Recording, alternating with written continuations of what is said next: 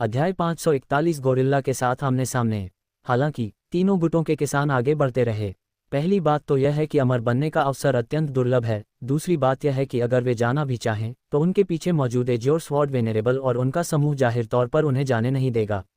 उन्होंने पहले ही azure sword master को पहचान लिया है, क्योंकि वह कई वर्षों से सार्वजनिक रूप से दिखाई नहीं दिए थे और उनके कभी लहराते लंबे बाल अब गंजे सिर में बदल गए थे, इसलिए पहली नज़र में लोग उन्हें पहचान नहीं पाए। जब तक किंग जियानजुन ने अपनी ताकत का खुलासा नहीं किया और उन्होंने गुप्त रूप से उसका अवलोकन नहीं किया, तब तक उन्होंने इस बात की पुष्टि नहीं की कि वह नंबर 1 दुष्ट साधक था। चूंकि एज्योर स्वॉर्ड वेनेरेबल यहाँ मौजूद हैं, उनके नीचे की आकृति बिल्कुल वैसी ही दिखती है, नहीं बल्कि यह स्वर्ग के वुल्फ किंग के सीरियस किंग जैसी ही होनी चाहिए। जाहिर है यही असली सीरियस किंग हैं। नीले रंग की तलवारों का उस्ताद, दिव्य भेड़िया राजा। उनकी शक्ल सूरत से यह साफ था कि उनका नेतृत्व कोई ऐसा व्यक्ति कर रहा था जो शून्य शोधन के चरम चरण में था, जिससे वे संदिग्ध लग रहे थे।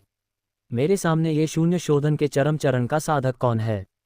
क्योंकि झांग युन ने दोबारा भेस बदलने वाला मुखौटा पहन लिया था, इसलिए वे उसे पहचान नहीं पाए।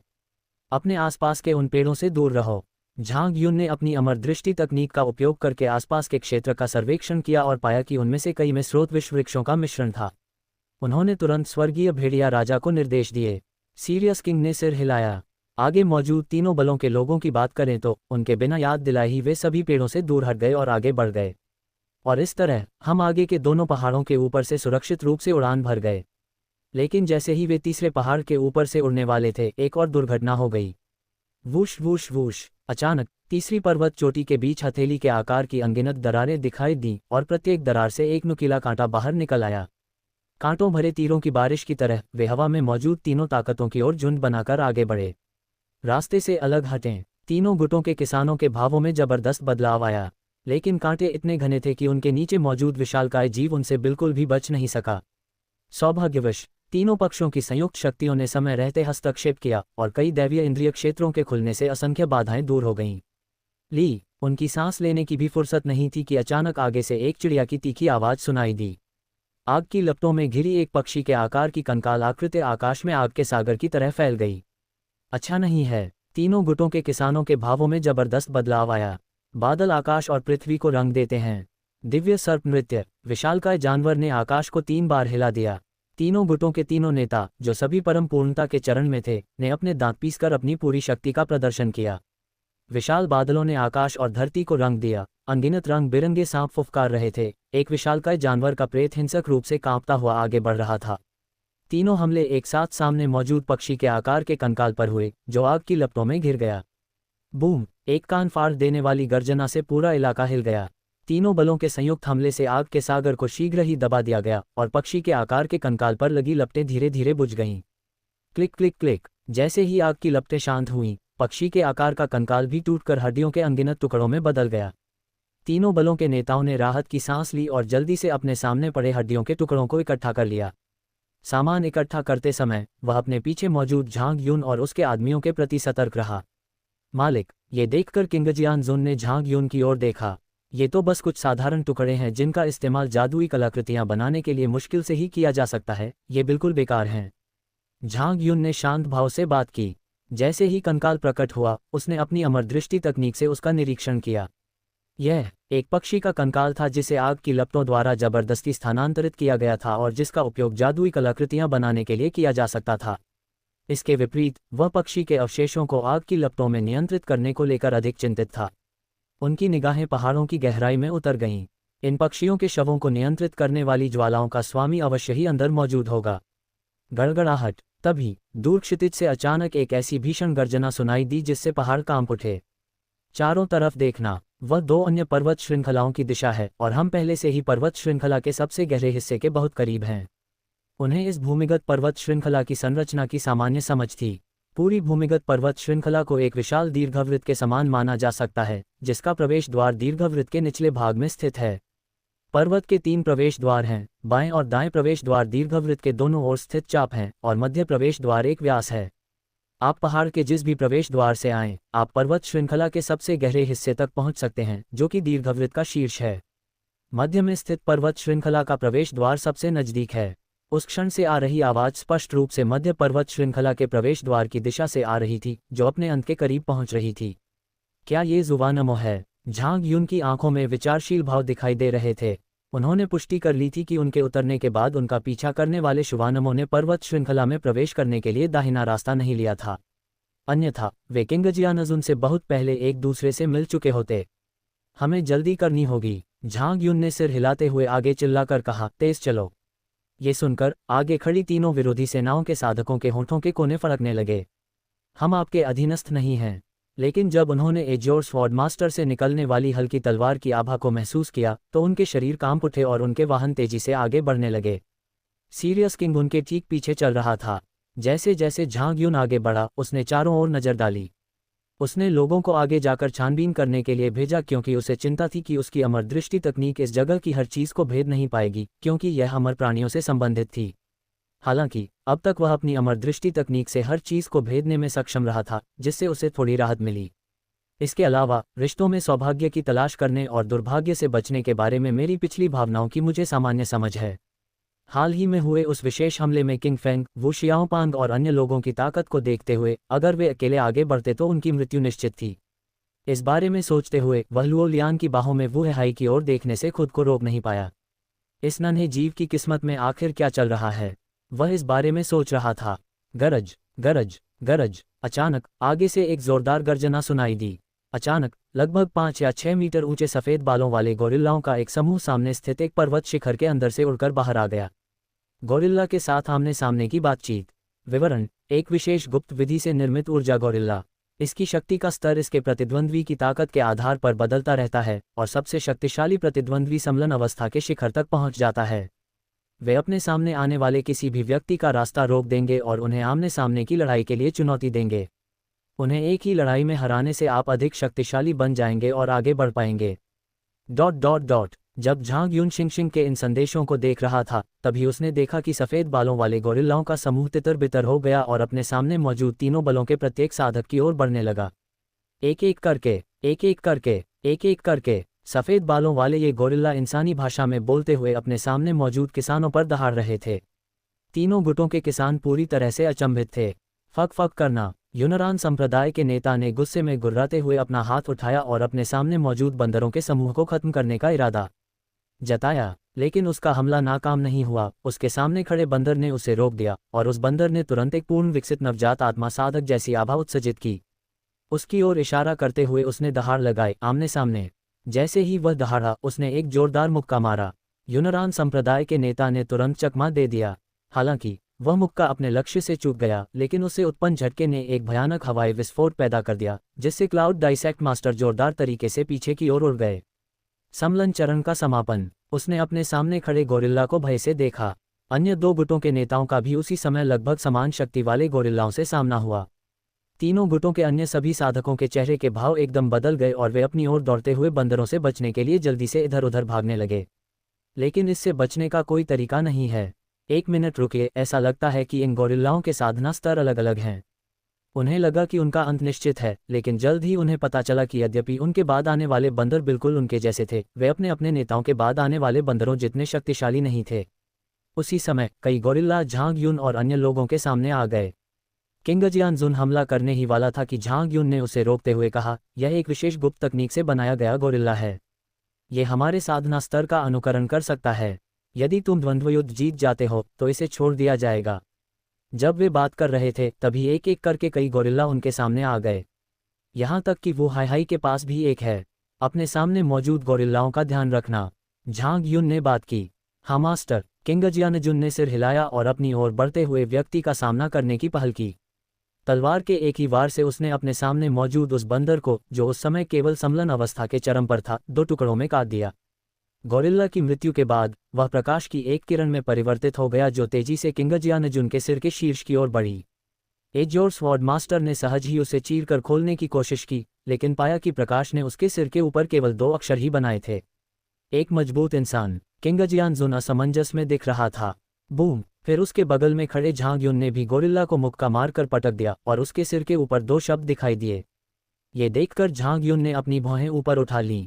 धमाका! धमाका! इसी क्षण उनके बगल में मौजूद 2 रानजेन रियू ने भी सीधे अपने सामने मौजूद गोरिल्लाओं को थप्पड़ मारकर दूर कर दिया और उनके सिर के ऊपर अधिक शक्तिशाली शब्द दिखाई दिए। इस समय लुओ लियान और वुल्फ किंग काफ़ी अस्त व्यस्त हालत में थे। झांग युन ने बंदर को आसानी से हरा दिया क्योंकि उसकी ताकत उसके साधना स्तर से कहीं अधिक थी, जबकि किंग जियानजुन और दोनों लुवान कियानलियू ने उसे आसानी से हरा दिया क्योंकि उनके साधना स्तर बंदर की सीमाओं को पार कर चुके थे। लुओ लियान और सीरियस किंग अलग हैं, इस वानर को उसी क्षेत्र में काफ़ी शक्तिशाली माना जाता है। कुछ ताकत के बिना इसे हल करना मुश्किल होगा। नहीं, आगे से दर्द भरी चीखें सुनाई दीं। तीनों गुटों के किसानों में से कई लोग उस बंदर का मुकाबला नहीं कर सके और मौके पर ही मारे गए। जिस गोरिल्ला ने उस आदमी को मारा था उसने बाकी लड़ाइयों में हिस्सा नहीं लिया।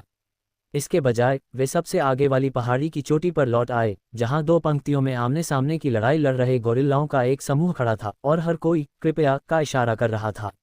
उनके सामने झांग युन, किंग जियानजुन और अन्य लोग थे जो पहले ही गोरिल्ला से निपट चुके थे, और उनके सिर के ऊपर सबसे मजबूत शब्द दिखाई दे रहे थे। स्पष्टतः वे इन प्रभावशाली व्यक्तियों का यहाँ से गुजरने का स्वागत करते हैं। ये गुप्त तकनीक काफ़ी दिलचस्प है। झांग युन ने अपनी भौहें ऊपर उठाईं। उसे मारो, उसे मारो। अचानक वुहेहाई की आवाज़ मेरे कानों में गूंज उठी। वुहेहाई, जिसे लड़ने की इच्छा के कारण लुओ लियान की बाहों से कूदना पड़ा था, अब उसके पास एक जादूगरनी आत्मा को बुलाकर उसे गले लगाने के अलावा कोई विकल्प नहीं बचा था। उसी समय उसने अपनी जादूगरनी छड़ी घुमाए और एक अन्य जादूगरनी आत्मा को बुलाया जिसने पहले किसी के साथ उसकी द्वैध साधना में मदद की थी, और अपने सामने मौजूद बंदर पर हमला कर दिया। क्योंकि वुहेहाई अभी केवल नवजात आत्मा के चरण में था, इसलिए यह बंदर बेहद कमजोर था। 7 स्तरों की पवित्र जादुई शक्ति से युक्त चुड़ैल की आत्मा ने उन्हें इतनी बुरी तरह पीटा कि वे क्षण भर के लिए भ्रमित हो गए। झांग युन मुस्कुराया। ये देखकर किंग जियानजुन ने अपने गंजे सिर को छूने से खुद को नहीं रोका। उसकी निगाहें मुख्य रूप से वुहेहाई को पकड़े हुए चुड़ैल आत्मा पर टिकी हुई थीं। उसने वुहेहाई को अपनी छाती से रगड़ते हुए अजीब भाव से देखा। ये चौथा वरिष्ठ भाई, वह काफ़ी अनोखे और अपरंपरागत हैं। उन्होंने विशेष रूप से एक चुड़ैल आत्मा को उन्हें गले लगाने के लिए बुलाया। इन्हें दूर रखो, इन्हें दूर रखो, और ये फिर कभी हमला नहीं करेंगे। उसी क्षण आगे से क्लाउड दाई संप्रदाय के गुरु की आवाज़ सुनाई दी। उसने एक विशेष शक्ति का प्रयोग करके अपने एक साथी साधक को बचाया जो मरने ही वाला था। जैसे ही उसने उस साधक को बचाया, उससे लड़ रहा बंदर हमला करना बंद करके दूसरी तरफ मुड़ गया। ये देखकर कई लोगों ने तुरंत वैसा ही किया। उस व्यक्ति को वहां से हटाने के बाद गोरिल्लाओं ने सचमुच हमला करना बंद कर दिया। अंत में केवल तीनों गुटों के नेता ही शेष रह गए। वे वास्तव में स्वयं स्थानिक कलाकृतियों में प्रवेश करना चाहते थे, लेकिन अगर उन्होंने ऐसा किया तो झांग युन और उनके पीछे के अन्य लोग आगे आकर उनकी स्थानिक कलाकृतियों को छीनकर उन्हें सील कर सकते थे, जो परेशानी का सबब बन सकता था। इसलिए उनके पास दांत पीसकर जमकर लड़ने के अलावा कोई विकल्प नहीं था। झांग युन ने इस पर बिल्कुल ध्यान नहीं दिया। या अचानक वुहेहाई चिल्लाया, स्विश स्विश ... स्टॉप। अध्याय 542 वुहेहाई की इच्छा। क्या हुआ है हाय? झांग युन ने वुहेहाई की ओर देखा। वुहेहाई की आत्मा ने गोरिल्ला के साथ आमने सामने की लड़ाई पहले ही समाप्त कर दी थी, और अब उसके सिर के ऊपर सबसे ताकतवर शब्द दिखाई दिए। ऐसा लगा जैसे इन दो शब्दों ने उसे कुछ एहसास दिलाया हो। सामने पहाड़ी के किनारे पर एक जगह की ओर इशारा करते हुए उसने पुकारा, बेबी, वहाँ एक बच्चा है। बच्चा? झांग युन चौंक गया, लेकिन जल्दी ही समझ गया। हाय, तुम्हारा मतलब खजाने से है? या वुहेहाई ने जल्दी से सिर हिलाया। झांग युन ने अपनी भौहें उठाईं और उनकी दिव्य चेतना तुरंत फैल गई। सामने स्थित पहाड़ के अंदर कई गुफाएं हैं जो स्पष्ट रूप से इन अकेले गोरिल्लाओं के ठिकाने हैं। सरसरी नज़र डालने पर कुछ खास नज़र नहीं आया, लेकिन वुहेहाई द्वारा बताए गए दिशा निर्देश का अनुसरण करते हुए उन्होंने पहाड़ी के कोने में एक गुफा के प्रवेश द्वार के सामने 2 अकेले गोरिल्लाओं को देखा। हालांकि दिव्य इंद्रिय गुफा के अंदर कुछ भी पता नहीं लगा सकी, लेकिन अन्य बंदर या तो आपस में लड़ रहे थे या बलवान का स्वागत करने के लिए रास्ते में कतार बनाकर खड़े थे। गुफा के प्रवेश द्वार की रखवाली करते हुए उन दोनों का अकेले खड़े रहना कुछ हद तक बेमेल लग रहा था। यांगजू, हाय, अपने शिक्षक के साथ आकर एक नज़र डालिए। झांग युन ने बात की। क्विंग जियानजुन और वुहेहाई ने सिर हिलाया। उसने एक रान सेनरियू को उस स्थान की रखवाली के लिए छोड़ दिया और फिर दूसरे रान सेनरियू और अपने 2 शिष्यों के साथ वहां चला गया। गरज। जैसे ही वे गुफा के प्रवेश द्वार पर पहुंचे, वहां पहरा दे रहे दोनों गोरिल्लाओं ने तुरंत दहाड़ मारकर अपनी चुनौती का प्रदर्शन किया। उन्हें चेतावनी दे कि वे पास न आएं। झांग युन ने बढ़त बनाई और सीधे आगे बढ़ गए। इससे उससे लड़ रहे दोनों गोरिल्ला तुरंत क्रोधित हो गए और उन्होंने मिलकर उस पर हमला कर दिया। 2 विशाल मुट्ठियां एक ही समय में बाईं और दाईं ओर से जोरदार ढंग से नीचे गिरीं। टकराना। झांग युन ने न तो हमले से बचने की कोशिश की और न ही पीछे हटे, बल्कि सीधे अपनी मुट्ठी उठाकर हमले का डटकर सामना किया। उसने एक ही मुक्के से उन दोनों गोरिल्लाओं को पीछे धकेल दिया जो आपस में लड़ रहे थे। फिर वह तेजी से आगे बढ़ा और आपस में लड़ रहे दोनों गोरिल्लाओं को लात मारकर टुकड़े टुकड़े कर दिया। टहलना, उसने अपने पीछे वालों से कुछ कहा और सबसे पहले गुफा के प्रवेश द्वार में घुस गया।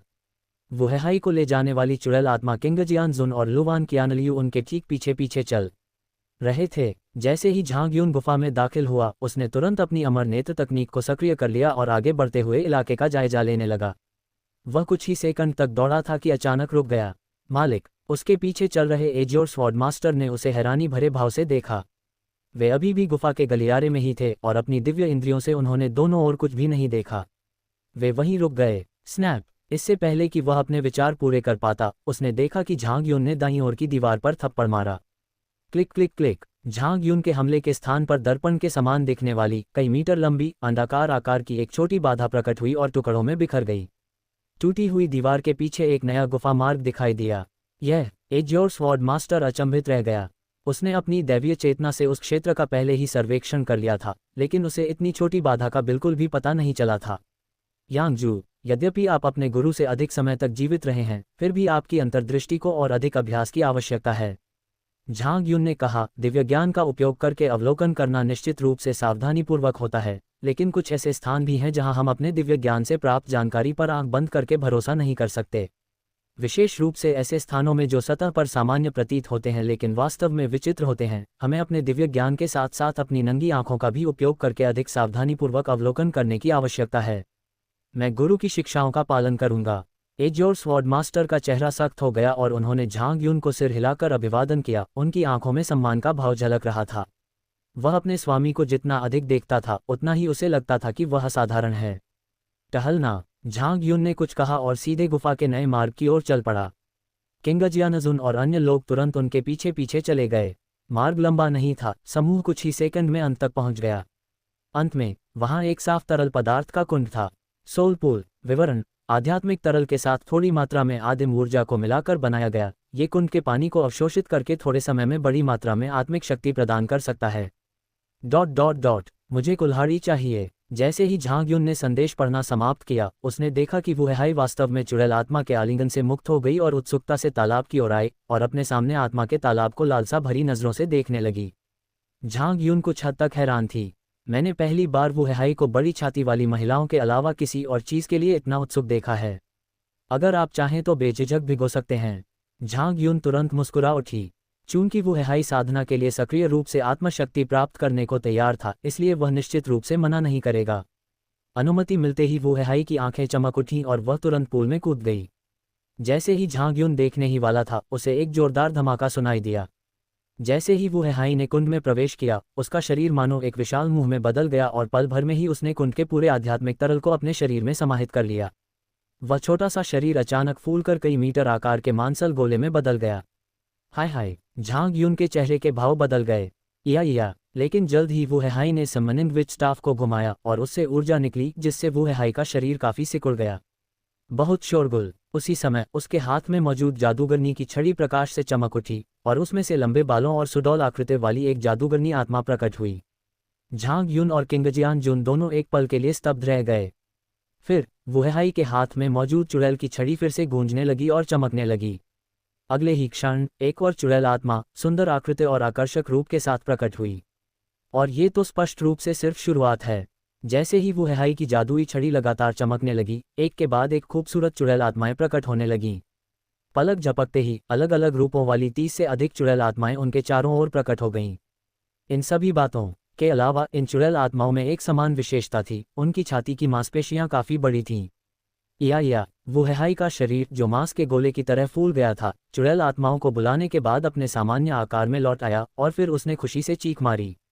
वह तुरंत ही इन चुड़ैल आत्माओं की छातियों पर टूट पड़ी, एक के बाद एक उनसे लिपटती गई।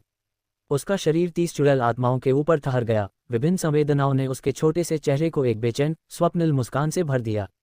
झांग यून और किंगजियानजुन सन्नाटे में खड़े होकर देखते रहे। झांग यून को भी समझ आ गया कि क्या हो रहा है। इसमें कोई आश्चर्य नहीं कि वुहेहाई उस आत्मा कुंड के लिए इतनी उत्सुक थी। दरअसल वह वास्तव में इन्हीं चुड़ैल आत्माओं के लिए तरस रही थी। वुहेहाई अपनी जादुई छड़ी का उपयोग करके आत्माओं को बुलाती है, जिसके लिए स्पष्ट रूप से आत्मिक शक्ति का उपभोग करना पड़ता है। हालांकि इस आत्मिक कुंड को अवशोषित करने के बाद सीधे आत्मिक शक्ति प्राप्त होती है। वुहेहाई के लिए जो उसने देखा वह कोई तालाब नहीं था, बल्कि विशाल छाती की मांसपेशियों वाली चुड़ैल आत्माओं का एक समूह था। उसने तो ये भी सोचा कि यह छोटा सा लंपट खेती करना चाहता है। वुहेहाई को खुशी खुशी उससे लिपटते हुए देखकर झांग यून का चेहरा धीरे धीरे गंभीर हो गया। चुड़ैल की आत्मा से सटकर बैठी वुहेहाई ने इसे स्पष्ट रूप से महसूस किया। उसका छोटा शरीर कांप उठा और उसने जल्दी से अपनी छड़ी लहराई। कुल्हाड़ी, उसने आवाज भी लगाए। झांग यून चौंक गया और फिर उसने अपने बगल से एक भिनभिनाती हुई रोशनी निकलते हुए देखी और जादूगर के वस्त्र पहने हुए एक बुजुर्ग पुरुष जादूगर की आत्मा प्रकट हुई। चुड़ैल संत की आत्मा। क्षेत्र, चुड़ैल संत का 8वां स्तर। स्थिति, चुड़ैल के कर्मचारी चुड़ैल के सेवक के साथ संधि पर हस्ताक्षर किए हैं। विवरण, संत स्तर के जादूगर की मृत्यु के बाद बची हुई आत्मा जादूगरी शक्ति और आत्मा शक्ति को अवशोषित करके निर्मित एक नया आध्यात्मिक शरीर है, जिसमें शुद्ध जादूगरी शक्ति और जीवन में प्रयुक्त विधियां समाहित हैं। चुड़ैल संत का क्षेत्र। झांग यून की आंखें सिकुड़ गईं। या वुहेहाई ने चापलूसी भरे भाव से कहा, सीफो, ये तो अद्भुत है। स्टॉप। अध्याय 543 पर्वत श्रृंखला की गहराई में। वुहेहाई के गर्वित और घमंडी भाव को देखकर झांग यून का गुस्सा तुरंत शांत हो गया। ये छोटा बदमाश, ये जानते हुए कि वह गुस्सा हो जाएगा, उसने जानबूझकर उसे शांत करने के लिए यह बैकअप प्लान रखा था। वह मुस्कुराया और अपना सिर हिलाया। लेकिन सच कहें तो हालांकि वुहेहाई द्वारा बुलाई गई चुड़ैल आत्माओं का उद्देश्य बड़े और कोमल शरीरों की चाहत पूरी करना था, लेकिन ये चुड़ैल आत्माएं वास्तव में काफी शक्तिशाली थीं और उन सभी के पास पवित्र पुरोहिती का 7वां स्तर था। ये शून्य शोधन स्तर के बराबर शक्ति रखने के समतुल्य है और जादूगरनी शक्ति की विशेष प्रकृति के कारण ये समान स्तर के साधकों की तुलना में भी अधिक शक्तिशाली है। जहां तक विचसेन स्तर पर इस चुड़ैल आत्मा की बात है, वही बात लागू होती है। उनके सामने मौजूद जादूगरनी की आत्मा संत स्तर पर कम से कम एकीकरण चरण के चरम पर युद्ध शक्ति रखती थी और यहाँ तक कि एज्योर स्वॉर्ड वेनेरेबल जैसे आधे चरण के महायान स्तर के साधक का भी मुकाबला कर सकती थी। कुआं, ये देखकर कि अब उसका गुस्सा शांत हो गया है, वुहेहाई ने तुरंत खुद को उसके विशाल और कोमल शरीर में झोंक दिया। झांग यून ने असहाय होकर अपना सिर हिलाया। गुरुजी, तालाब की तलहटी देखिए। अचानक उनके बगल में खड़े एज्योर स्वॉर्ड मास्टर ने बोलना शुरू किया। झांग यून अचंभित रह गया। तभी उन्हें पता चला कि पूल के तल में एक पारदर्शी टोकन स्पष्ट रूप से दिखाई दे रहा था, जिसे वुहेहाई ने खाली कर दिया था। उसने जांच करने के लिए अमर नेत्र तकनीक को सक्रिय किया, लेकिन खाली। झांग यून की आंखें सिकुड़ गईं। अमर लोगों की वस्तु। ऊर्जा के माध्यम से टोकन का दूरस्थ परीक्षण करने और यह पुष्टि करने के बाद कि इसमें कोई खराबी नहीं है, उसने इसे उठा लिया। पारदर्शी टोकन पर राइट अक्षर दिखाई दे रहा है। ठीक है, आपका मतलब उस रास्ते से है जो दाहिनी ओर पर्वत श्रृंखला के प्रवेश द्वार से आता है। झांग यून ने अपनी ठोड़ी को छुआ। चूंकि यह किसी अमर व्यक्ति की वस्तु है, इसलिए संभवतः इसे उसी अमर व्यक्ति ने पहाड़ों की गहराई में छोड़ दिया होगा। जिस पहाड़ पर हमने गोरिल्लाओं को चुनौती दी थी, वहां जानबूझकर ऐसी जगह और ऐसा प्रतीक छोड़ा जाना निश्चित रूप से एक गहरा अर्थ रखता होगा। झांग यून ने एक पल के लिए सोचा, फिर अस्थायी रूप से टोकन को एक तरफ रख दिया और अपने आसपास के वातावरण का ध्यानपूर्वक अवलोकन किया। वुहेहाई द्वारा अवशोषित टोकन और आत्मा के भंडार के अलावा आसपास और कुछ भी नहीं था। चल दर, हम वहां ज्यादा देर नहीं रुके। ये देखकर वुहेहाई एक पल के लिए हिचकिचाया, फिर उसने एक लंबी महिला चुड़ैल आत्मा को गले लगाने के लिए चुना और अनिच्छा से अन्य महिला चुड़ैल आत्माओं को समनिंग विच स्टाफ में डाल दिया। समूह गुफा से बाहर निकल गया। गोरिल्ला से लड़ने वाले तीनों गुटों के नेता अब लापता हो गए हैं। इसी बीच लुओ लियान और वुल्फ किंग ने भी अपने विरोधियों से निपटा। पंथ के गुरुजी, उन्होंने अभी अभी आपको जाते हुए देखा, फिर अचानक हमला करके गोरिल्ला को हरा दिया और आगे बढ़ गए। उसे बाहर आते देख लुओ लियान तुरंत सूचना देने के लिए आगे बढ़ी। झांग यून ने सीरियस किंग की ओर एक नज़र डाली। बाद वाले ने तुरंत अपना पंजा उठाया और मासूमियत से समझाया, मुझे उस गोरिल्ला ने परेशान किया था, इसलिए मैं तुरंत अपना हाथ छुड़ा नहीं सका। चल दर, झांग यून ने स्वर्गीय भेड़िया राजा को दोष नहीं दिया। वह बस किंगजियान जुन और अन्य लोगों के साथ उसकी पीठ पर बैठ गया और बोलने लगा। सीरियस किंग ने सिर हिलाया और तुरंत आगे बढ़ गया। सामने पहाड़ी पर मौजूद अकेले गोरिल्लाओं की दोनों पंक्तियां तुरंत उनके लिए रास्ता बनाने के लिए अलग हो गईं और दोनों ओर से जोर से ताली बजाई मानो वे नायकों का स्वागत कर रहे हों। पहाड़ को पार करने के बाद भी झांग यून और अन्य लोगों के सिर के ऊपर लिखे सबसे मजबूत शब्द गायब नहीं हुए। कुछ देर सोचने के बाद झांग यून ने वुहेहाई की ओर देखा, जिसने चुड़ैल की आत्मा को त्याग कर लुओ लियान की बाहों में छलांग लगा दी थी। हाई, तुमने पहले उस आत्मा कुंड को कैसे महसूस किया? ये सुनकर वुहेहाई ने अपने सिर के ऊपर लिखे स्ट्रॉन्गर शब्दों की ओर इशारा करते हुए कहा, सीफू, मुझे आसपास इसी तरह की ऊर्जा का आभास हो रहा है और वहाँ बहुत प्रबल आत्मिक शक्ति भी है। मुझे ऐसा लग रहा है जैसे वहाँ कोई बच्चा है। झांग यून ने अपनी भौहें ऊपर उठाईं। गोरिल्ला के साथ लड़ाई के बाद निकलने वाली ऊर्जा से मजबूत शब्द बना है और यह उस ऊर्जा से काफ़ी मिलता जुलता है। कुछ सोचते हुए झांग युन ने अभी अभी प्राप्त पारदर्शी टोकन निकाला। क्या मैंने जिस ऊर्जा आभा को महसूस किया वह इसी से आ रही है? या वो है। हाई ने सिर हिलाया। झांग युन को अचानक एहसास हुआ, इन बंदरों में अमर प्राणियों जैसी ऊर्जा का अभाव होने के बावजूद अमर प्राणियों द्वारा छोड़े गए शक्तिशाली शब्दों में निहित जानकारी मौजूद थी, जो स्पष्ट रूप से उस प्रतीक से निकलने वाली आभा से मिलती जुलती थी। हालांकि इसका स्पष्ट रूप से केवल वो है हाई को ही आभास हुआ। क्या पिछले सेक्स टेस्ट में वो है हाई का सकारात्मक परिणाम इसी पहलू को संदर्भित करता है? मैं इसी बारे में सोच रहा था कि अचानक मुझे आगे युद्ध की आवाज़ें सुनाई दीं। अकेले गोरिल्ला और एक अन्य पर्वत के ऊपर से उड़ान भरने के बाद अब वे पर्वत श्रृंखला के सबसे गहरे हिस्से का सामना कर रहे थे, लेकिन ये पहले वाले से कई गुना बड़ा है। ऊपर देखने पर यह लगभग ऊपर की भूमिगत परत से जुड़ जाता है। पर्वतों की चोटियों के बीच एक विशाल सुरंग है जो पर्वत श्रृंखला के सबसे गहरे हिस्से से जुड़ती है। इस समय सुरंग के सामने आग की लपटों में लिपटे कई कंकाल हैं जो पहले की 3 सेनाओं के नेताओं के खिलाफ लड़ रहे हैं। तीनों बलों के नेताओं के चेहरे के भाव उन्हें करीब आते देख बदल गए और वे सभी आगे की सुरंग में तेजी से घुसने के लिए उत्सुकता से अपनी मुट्ठियां भींचने लगे। फक फक करना, एक धीमी गुनगुनाहट, 3 तलवारों की किरणें जिनमें से प्रत्येक में जमा देने वाली ठंडक थी, तीनों गुटों के नेताओं के सामने गिरी और उनके पैरों के नीचे की जमीन को जमा दिया। तीनों बलों के नेता इतने भयभीत हो गए कि उनके शरीर के रोंगटे खड़े हो गए। मैं कर देता हूँ। जैसे ही किंगजियान जुन कोई कदम उठाने ही वाला था, झांग युन ने हाथ हिलाया और आगे की ओर छलांग लगा दी। बिजली की तरह वह पल भर में क्लाउड डाइसेक्ट के मास्टर के सामने पहुंच गया। जब तीनों सेनाओं के नेताओं ने उसे आते देखा तो उनकी निगाहें कठोर हो गईं और उन सभी ने झांग युन पर भीषण हमला कर दिया। वे एज योर स्वॉर्ड वेनेरेबल और हेवनली वुल्फ किंग का मुकाबला नहीं कर सकते थे, लेकिन झांग युन अभी वर्ड रिफाइनमेंट के चरम चरण में ही था। अगर वे उसे हरा देते तो उनके बचने की संभावना बनी रहती, लेकिन उसी क्षण उनकी आंखों के सामने 100 मीटर लंबी धूसर सुनहरी तलवार जैसी रोशनी चमक उठी। उनके द्वारा फैलाया गया सारा इलाका तलवार के इस एक ही वार से पूरी तरह नष्ट हो गया। इससे पहले कि वे कोई प्रतिक्रिया कर पाते, घटती हुई बिजली का असर उन तक भी फैल चुका था। तीनों सेनाओं का नेता कांप उठा, उसका मांस और खून पल भर में मुरझा गया और उसकी अधिकांश जीवन शक्ति क्षण भर में समाप्त हो गई। यह तीनों बलों के नेता दहशत से भर गए थे, लेकिन इससे पहले कि वे प्रतिक्रिया कर पाते, झांग युन की लौटती ऊर्जा से निकला एक और तलवार का वार सर्वशक्तिमान अमर तलवार पर टकराते हुए उन पर आ गिरा। लौटती हुई ऊर्जा को एकत्रित करने वाले इस तलवार के प्रहार से 3 सुंदर सिर उनकी आत्माओं सहित अलग हो गए। तीनों बलों के नेता पल भर में क्षत विक्षत 3 शवों में तब्दील हो गए। झांग युन ने बस अपना हाथ हिलाया और तीनों क्षत विक्षत शवों को समनिंग प्लेटफॉर्म पर फेंक दिया। तीनों बलों के नेताओं की संख्या अचानक 10 गुना बढ़ गई और उस समय बाहर निकलने वाले लोगों की संख्या 30 हो गई। मारो मारो मारो! उनका सामना आग की लपटों से नियंत्रित विशालकाय जानवरों के कंकालों की एक बड़ी संख्या से हुआ। उन्होंने झांग युन और उसके समूह के लिए सीधा रास्ता साफ कर दिया। चल दर! झांग युन ने तुरंत अपने पीछे हाथ हिलाया। तभी किंगजियान जुन, तियानलेंग वांग और लुओ लियान को समझ आया कि क्या हो रहा है।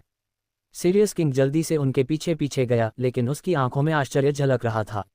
यही बात किंगजियान जुन और लुओ लियान पर भी लागू होती है। शून्य शोधन के चरम चरण के एक साधक ने तलवार के 2 वार से महान पूर्णता एकीकरण चरण के 3 साधकों को मार डाला।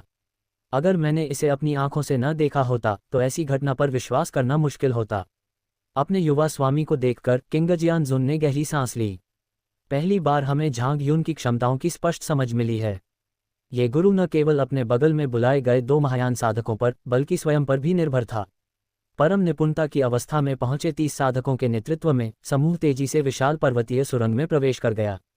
धमाका! लेकिन उसी क्षण सुरंग के अंदर से अचानक एक भयानक शक्ति फूट पड़ी, जिसने उनके सामने मौजूद सभी 30 ग्रैंड कंप्लीशन स्टेज के साधकों को बहा दिया। वे झांग युन और उसके समूह की ओर बढ़े। स्टॉप। अध्याय 544 अंत में रहस्यमय दानव से सामना। गुरुजी, मुझे करने दीजिए, किंगजियान जुन ने बात की। लेकिन इससे पहले कि वह अपनी बात पूरी कर पाता, झांग युन ने तलवार से वार किया, जिससे उसके सामने का शून्य 2 भागों में बंट गया और ऊर्जा 2 हिस्सों में विभाजित हो गई। Boom boom boom! ऊर्जा दोनों दिशाओं में फैल गई, असंख्य अग्नि राक्षसों के कंकालों पर गिरी और उन्हें पल भर में टुकड़े टुकड़े कर दिया। चीख! उसी समय सैकड़ों मीटर लंबा और नीली लपटों से घिरा एक विशाल पक्षी का कंकाल आगे की सुरंग की गहराई से बाहर उड़कर आया। As your flame phoenix born. क्षेत्र: महायान का अर्धचरण। विवरण: फीनिक्स के अवशेष, जो महायान धर्म के अर्धचरण का एक आध्यात्मिक जीव है और नीली ज्वाला द्वारा नियंत्रित होता है, जन्म से पहले ही अपनी अधिकांश शक्ति का प्रदर्शन कर सकता है। यह अमर है और अनंत रूप से पुनर्जीवित हो सकता है। समाधान: नीली लौ को नियंत्रित करने वाले स्रोत का पता लगाएं और उसे ठीक करें। झांग युन ने अपनी अमर नेत्र तकनीक का उपयोग करते हुए नीले अग्नि फीनिक्स के कंकाल का अवलोकन करते हुए अपनी आंखों को थोड़ा संकुचित कर लिया। ऐसा प्रतीत होता है कि वह सत्ता जो गुप्त रूप से ज्वालाओं से इन कंकालों को नियंत्रित करती है, सुरंग के अंत में पहाड़ों के भीतर गहराई में छिपी हुई है। मालिक, फीनिक्स के कंकाल को देखते हुए किंग जियानजुन ने अपनी तलवार निकाली और हमला करने के लिए तैयार हो गया। झांग युन ने उसे रोकने के लिए हाथ हिलाया। बूम! एक अराजक आकृति तेजी से आगे बढ़ी और एक ही थप्पड़ में फीनिक्स के कंकाल को चकनाचूर कर दिया। हालांकि फीनिक्स का चकनाचूर कंकाल टूटते ही चीख होने लगा। ये पल भर में पुनर्जीवित हो गया, चहचहाने लगा और एक बार फिर उड़ने लगा। बूम! लुवान कियानलियू ने फिर से प्रहार किया और उसे चकनाचूर कर दिया। तुम वहां क्यों खड़े हो? चलो चलते हैं, झांग युन चिल्लाया। उसके नीचे मौजूद भेड़ियों के राजा को तुरंत समझ आ गया कि क्या हो रहा है और उसने तेजी से अपने अंगों को हिलाया और सुरंग की गहराई की ओर दौड़ पड़ा।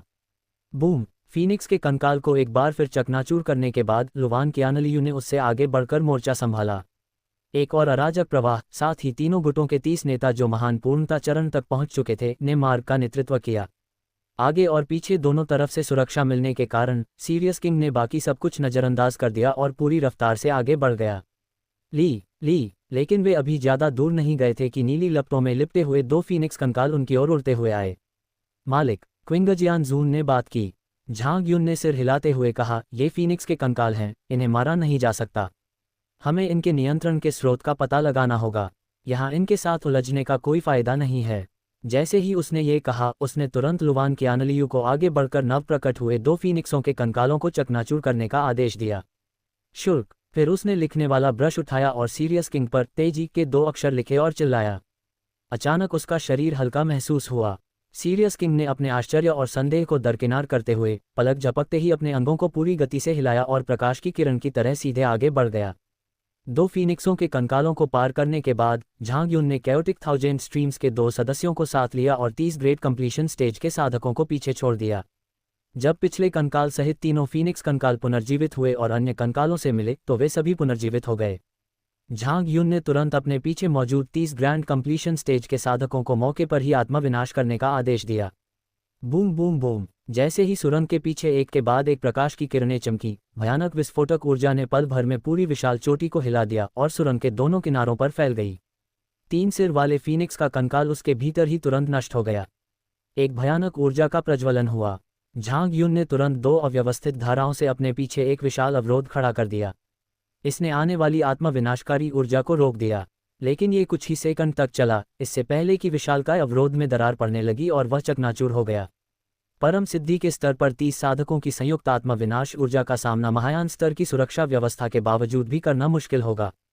हालांकि कुछ सेकंड के लिए इसे रोकने के बाद भी सीरियस किंग पहले ही काफ़ी दूरी तक आगे बढ़ चुका था, लेकिन विशाल अवरोध को पार करने के तुरंत बाद उनके पीछे मौजूद आत्मविनाशकारी ऊर्जा भी तेजी से फैल गई। 2 अराजक धाराएं एक बार फिर मिलकर एक अवरोध का निर्माण करने लगीं।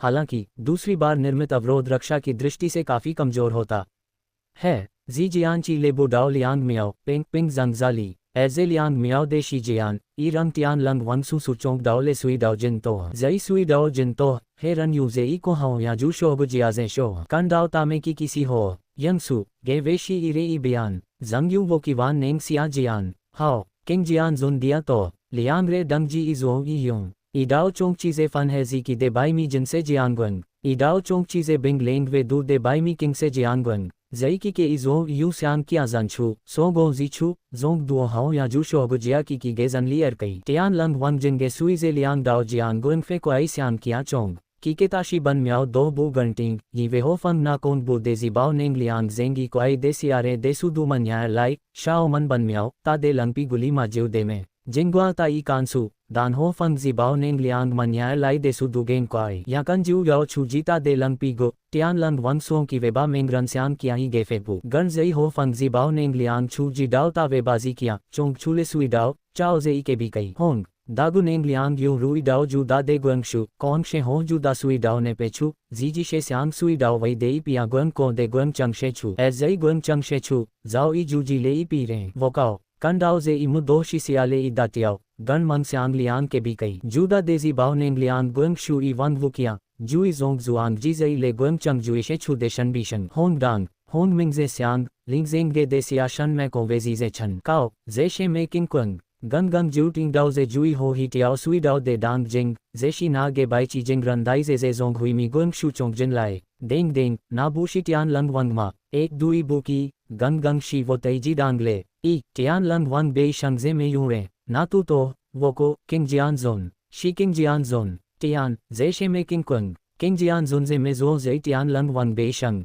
जूदा दे डांग जिंग रंग गुंग चंग शंग जूजी दे बोशाओ रे दो शीपो को दामा दान है क्वाई फन यी गो लाई कंडाओ टियान लंग वंग है किंग जियान जुन तामे या जोंग दो शी लू लुचू गो एजी से होंग दान जू जई जे शी ई गुमो की चोंग टियान er की कोन बु देवे या रंग जई चंग जीरे दो शीशे जी इचे जी शी म्यान लू जिन कोन कन स्यान गुंग चंग जुई शे छु ना ए तो जंग जे ई गे हे से जी जियाओ यू जे इशुआन कान है तोन कोन दे सुआमो जी जियान की के दे सुआमो तोन कोन फन की नोंग नोंग शाई सीसी दिंग जे टियान लंग वंग दे बेशंग गो रन डाओ जे ले कन जे गुंग चंग शे छु दे सुआमो जंग यू या शे इमी शे बियान लियान गेलुआ किया लिउ ई छु शो वेता डंग सिया ले वेया किंग जियान जुन यू टियान लंग वंग जियान जुआंग या शे ई लिन तामे सिया किया जई शे किंग जी शंग शी कन जे सुआमो जुई जी जंग यू सिया लाई दे जी डाओ सुआमो जई जुई शा जंग यू जई चंग की तारे छुले टियान स्यान गोंग गोंग जु वई की तारे दोशी मन्या जिंग कोंग यू बूजी सुआमो तामे जाओ जू जुई डाओ ले जी डाओ दुई फंग शी फेंग मो जोग दे कियांग जे दान मेरे गन दुई की छूशो यी वे जई कोंग जोंग जियान शन में रुको दे सुई डाओ जिन लाई शी सुआमो डंग शी बाओ फा छूले दा चेंग की देशीली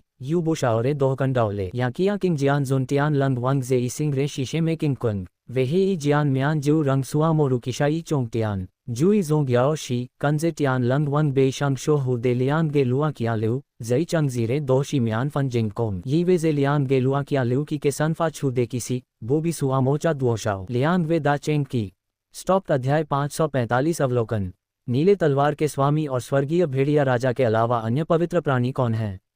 वहां मौजूद अनेक किसान भयभीत हो गए थे। स्वर्गीय महल का महल प्रमुख संदेह से भर गया था। उसे पता था कि एजोर स्वॉर्ड मास्टर और हेवनली वुल्फ किंग झांग युन के समूह के साथ नहीं थे, तो आखिर चल क्या रहा था।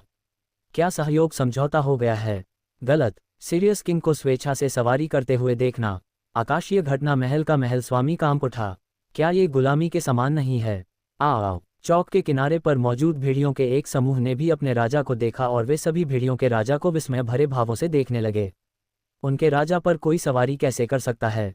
आओ। ये देखकर सीरियस राजा ने तुरंत उन पर दहाड़ मारी, जिसका अर्थ था कि वह उन्हें बाद में समझाएगा और उन्हें इधर आने को कहा। भेड़ियों का समूह भले ही असमंजस में था, फिर भी वे भेड़ियों के राजा के पीछे पीछे आ गए। झांग युन ने अपनी भौहें उठाईं और देखा कि सीरियस किंग ने उसे एक सच्ची मुस्कान दी।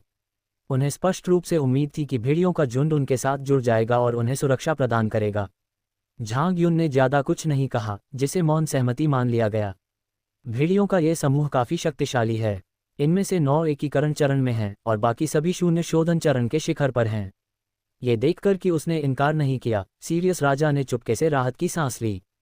इस समय वे विद्यार्थी स्वयं को रोक नहीं पाए और शुवानमो नदी के सबसे गहरे हिस्से की ओर देखने लगे। जिन 100 दिव्य भेड़ियों को वह अपने साथ लाया था, उनमें से 50 से भी कम अब मौजूद हैं। और जुवानमो नदी पर वह अपने ही वंश के खून की गंध पहचान सकता है।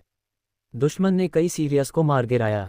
जुवानमो ने भेड़ियों के राजा की निगाहों को अनसुना कर दिया। उसकी आंखें झांग युन और भेड़िए की पीठ पर मौजूद 2 अव्यवस्थित आकृतियों पर टिकी हुई थीं। 2 एक जैसी दिखने वाली लुवान कियानलियू को देखकर जुवानमो की आंखों में संदेह की एक झलक दिखाई दी। महायान अवस्था में जुड़वां बच्चे। हालांकि उन्हें सबसे ज्यादा चिंता झांग युन की थी। उसे पता चल गया था कि झांग युन इस समय भेष बदले हुए है।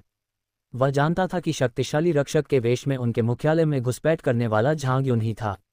दूसरे पक्ष द्वारा पहले बुलाए गए डार्क लॉर्ड के बारे में सोचते हुए, साथ ही क्लाउड डेमन्स की संख्या में वृद्धि और असंख्य जीवित प्राणियों को बुलाए जाने के बारे में सोचते हुए वह असमंजस में था। विधि क्या थी वगैरह। अचानक उसके दिमाग में एक नाम आया, झांग युन। हालांकि जीवेई वर्तमान में दानव सीलिंग संप्रदाय का प्रभारी है, लेकिन वास्तव में वही गुप्त रूप से संप्रदाय के भीतर सब कुछ नियंत्रित करता है। उन्होंने झांग युन नाम के बारे में भी सुना था। सब कहते हैं कि इस बच्चे के पास किसी चीज को बुलाने की तकनीक है। क्या ये सच हो सकता है? असंभव। इस बारे में सोचते हुए वह अपना सिर हिलाए बिना नहीं रह सका। अगर झांग युन शून्य शोधन या शरीर एकीकरण स्तर के कुछ साधकों को बुलाता तो बात अलग होती, लेकिन महायान स्तर के साधक को बुलाना? क्या तुम मजाक कर रहे हो? ऐसे तरीके असंभव हैं। जुवानमो ने कुछ देर तक झांग युन को घूरा, फिर उसकी रक्षा कर रहे दो लुवान कियानलियों पर एक नज़र डाली और अंत में अपनी आभा समेट ली। वह अकेले दो विरोधियों से लड़ने से नहीं डरता था, लेकिन अमर बनने का मौका उसके सामने था, इसलिए वह अभी कोई कदम उठाकर दूसरों को इस स्थिति का फायदा उठाने का मौका नहीं देना चाहता था। झांग युन का कोई इरादा नहीं था। जुवानमो को बैठते देख उसने अखाड़े में चारों ओर का जायजा लिया। मेरे सामने एक विशाल मैदान फैला हुआ था जो चारों ओर से पहाड़ों से घिरा हुआ था, और मेरे पीछे कुछ दूरी पर 3 सुरंगों के प्रवेश द्वार थे। ये स्पष्ट रूप से उन 3 पहाड़ी प्रवेश द्वारों से मेल खाता है जिनसे हम पहले अंदर आए थे। सुरंग के प्रवेश द्वार के अंदर आग की लपटों में घिरे कई विशालकाय जानवरों के कंकाल क्षेत्र की रक्षा करते हुए दिखाई देते हैं, जिनमें 30 नवजात आत्मा अवस्था के साधकों द्वारा आत्मविनाश के कारण चकनाचूर हो चुके फीनिक्स का कंकाल भी शामिल है। अब इसे पुनर्जीवित कर दिया गया है और सुरंग के दाहिने प्रवेश द्वार पर एकत्रित कर दिया गया है। लेकिन वे चौक की ओर नहीं दौड़े, वे बस सुरंग के अंदर ही रुके रहे। निस्संदेह गोरिल्ला के साथ पिछली आमने सामने की लड़ाई के समान यह एक परीक्षा है। इसमें सफलता प्राप्त करना ही परीक्षा उत्तीर्ण करने के समान माना जाता है। अंदर घुसने के लिए वहां मौजूद कुछ किसानों ने स्पष्ट रूप से काफी बड़ी कीमत चुकाई। उदाहरण के लिए दिव्य हाथी महल के विशाल हाथी का एक दांत टूट गया था, एक पैर कट गया था और उसके शरीर पर कई तरह के घाव थे। इस समय वह चौक के एक कोने में मृत्यु के कगार पर पड़ा था और दिव्य हाथी महल के साधक उसका उपचार कर रहे थे। झांग युन के माथे पर शिकन इसलिए आई क्योंकि वहां मौजूद साधकों के अलावा उसके सामने के चौक में और कुछ भी दिखाई नहीं दे रहा था। हालांकि जब उसने अखाड़े में मौजूद साधकों के समूह पर नजर डाली तो वह अचानक रुक गया। ये स्वतंत्र साधकों का एक समूह था, जिनमें से सभी काफी शक्तिशाली थे और कई नवोदित आत्मा अवस्था में थे। इस स्थिति का सामना करते हुए उन्होंने आपसी सहयोग के लिए एकजुट होने का निर्णय लिया। झांग युन की निगाहें दुष्ट साधकों के समूह में मौजूद शून्य शोधन चरण के एक काले बालों वाले व्यक्ति पर टिक गईं।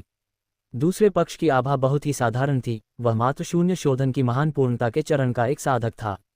ये बात उन्हें तुरंत समझ में आ गई, लेकिन अमर नेत्र तकनीक का उपयोग करके मैं तो दूसरे व्यक्ति के आर पार भी नहीं देख पा रहा हूँ। झांग युन आश्चर्यचकित रह गया। इसे महसूस किया जा सकता है, लेकिन अमर नेत्र तकनीक इसे भेद नहीं सकती जब तक इस व्यक्ति के पास एक अमर प्राणी से संबंधित वस्तु है। झांग युन की आंखें थोड़ी सिकुड़ गईं। बूम! तभी अचानक पीछे की ओर स्थित सबसे बाईं सुरंग से एक जोरदार गर्जना सुनाई दी। किसी बात का आभास होने पर झांग युन ने अपनी भौहें ऊपर उठाईं और उधर देखा। सबसे बाईं ओर की सुरंग से सुनहरे कवच में लिपटा एक बलवान व्यक्ति एक विशाल तलवार लिए हुए अंदर घुस आया और एक ही बार में एक भयंकर राक्षस के कंकाल को चकनाचूर कर दिया। उसके ठीक पीछे 5 और लोग आ रहे थे। ये लाइट एलायंस का रक्षक है। वे अकेलेपन को सहन नहीं कर सके और आखिरकार वे नीचे आ गए। आखिरकार यह अमर बनने का एक मौका है। ... उन्हें देखते ही कमरे में हल्की फुसफुसाहट और चर्चा शुरू हो गई। इसके बाद झांग युन ने उनमें से झू युआन की ओर देखा और अपनी भौहें थोड़ी सी ऊपर उठाईं। जैसे ही झू युआन ने उसकी निगाहों को भांप लिया, उसने भी उसकी ओर देखा, लेकिन वह स्पष्ट रूप से उसके भेस को नहीं पहचान पाया। उसकी आंखों में आश्चर्य और संदेह का भाव झलक रहा था। वह मुख्य रूप से झांग युन के अधीन सीरियस किंग की ओर आकर्षित था। मध्य क्षेत्र में भेड़ियों के सबसे बड़े झुंड के नेता के रूप में वह किसी इंसान का वाहन बनने के लिए कैसे तैयार हो सकता है। न केवल झू युआन बल्कि लाइट एलायंस के अन्य संरक्षकों ने भी इस बात पर ध्यान दिया और उनकी आंखों में आश्चर्य की एक झलक दिखाई दी। लेकिन जल्द ही उनकी नज़रें उनके भीतर छिपे सबसे गहरे शैतान पर टिक गईं। वह भयानक राक्षसी ऊर्जा, जिसे बिना सचेत प्रयास के भी महसूस किया जा सकता था, ने उनके शरीरों से पवित्र प्रकाश की एक लहर उत्पन्न कर दी। यह उनकी लाइट एलायंस की एक विशिष्ट तकनीक है जो राक्षसी ऊर्जा के आक्रमण को रोक सकती है। फक फक करना। जुवानमो ने हल्की सी नाक से आवाज निकाली। असीम राक्षसी शक्ति से युक्त एक भयानक दबाव ने प्रकाश गठबंधन के कई रक्षकों को क्षण भर में ही घेर लिया। Bang bang bang. Radiant alliance के रक्षक कुछ प्रतिक्रिया कर पाते उससे पहले ही वे सब हवा से जमीन पर गिर पड़े। उनके पैर जमीन पर पड़े और उनके घुटने अनियंत्रित रूप से नीचे की ओर मुड़ गए।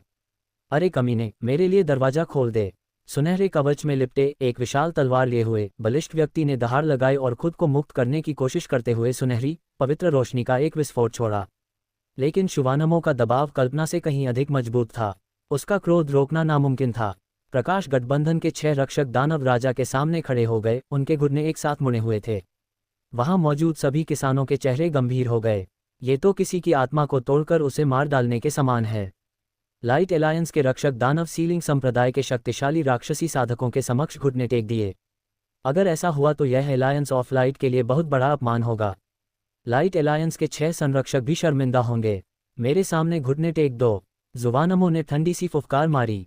लाइट एलायंस के 6 रक्षकों ने अचानक महसूस किया कि उनका शरीर नीचे की ओर झुक रहा है। उन्होंने दांतों को भींचकर खुद को संभालने की कोशिश की, लेकिन फिर भी उनके घुटने लड़खड़ा गए। यह उतरने ही वाला था। धमाका! इसी क्षण अचानक बगल से ऊर्जा का एक तीव्र प्रवाह फूट पड़ा, जो राक्षसों के बीच के स्थान में जबरदस्ती घुस गया।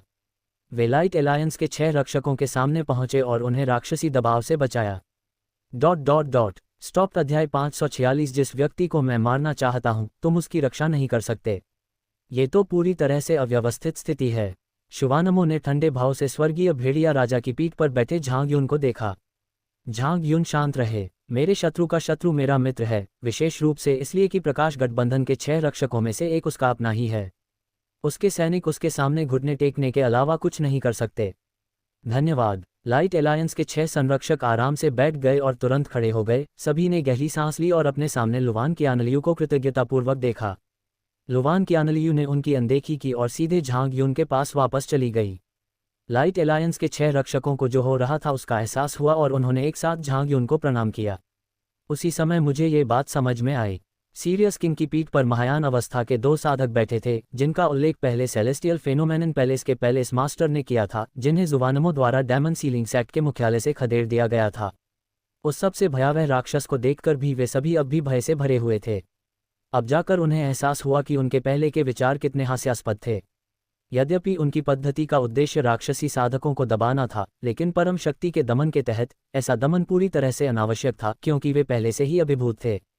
Boom boom! उसी क्षण पीछे बीच में स्थित सुरंग के प्रवेश द्वार से एक और गर्जना सुनाई दी।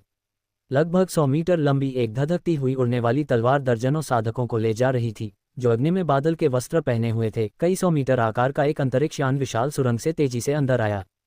यह अमर अग्नि तलवार संप्रदाय है और लिंग कबीले व्यापारी संघ का अंतरिक्ष यान है। हे भगवान, वे भी यहाँ हैं। मध्य क्षेत्र की सभी शीर्ष शक्तियाँ आ चुकी हैं। वहाँ मौजूद कई किसान चिंतित हो गए। सीरियस किंग की पीठ पर एज्योर स्वॉर्ड मास्टर, जो पालती मारकर आंखें बंद करके बैठे थे और किसी भी चीज पर ज्यादा ध्यान नहीं दे रहे थे, अचानक अपनी आंखें खोल दी। उसकी आंखों से एक तेज तलवार की रोशनी निकली, जो सीधे अमर अग्नि तलवार संप्रदाय की जलती हुई उड़ती तलवार की ओर इशारा कर रही थी।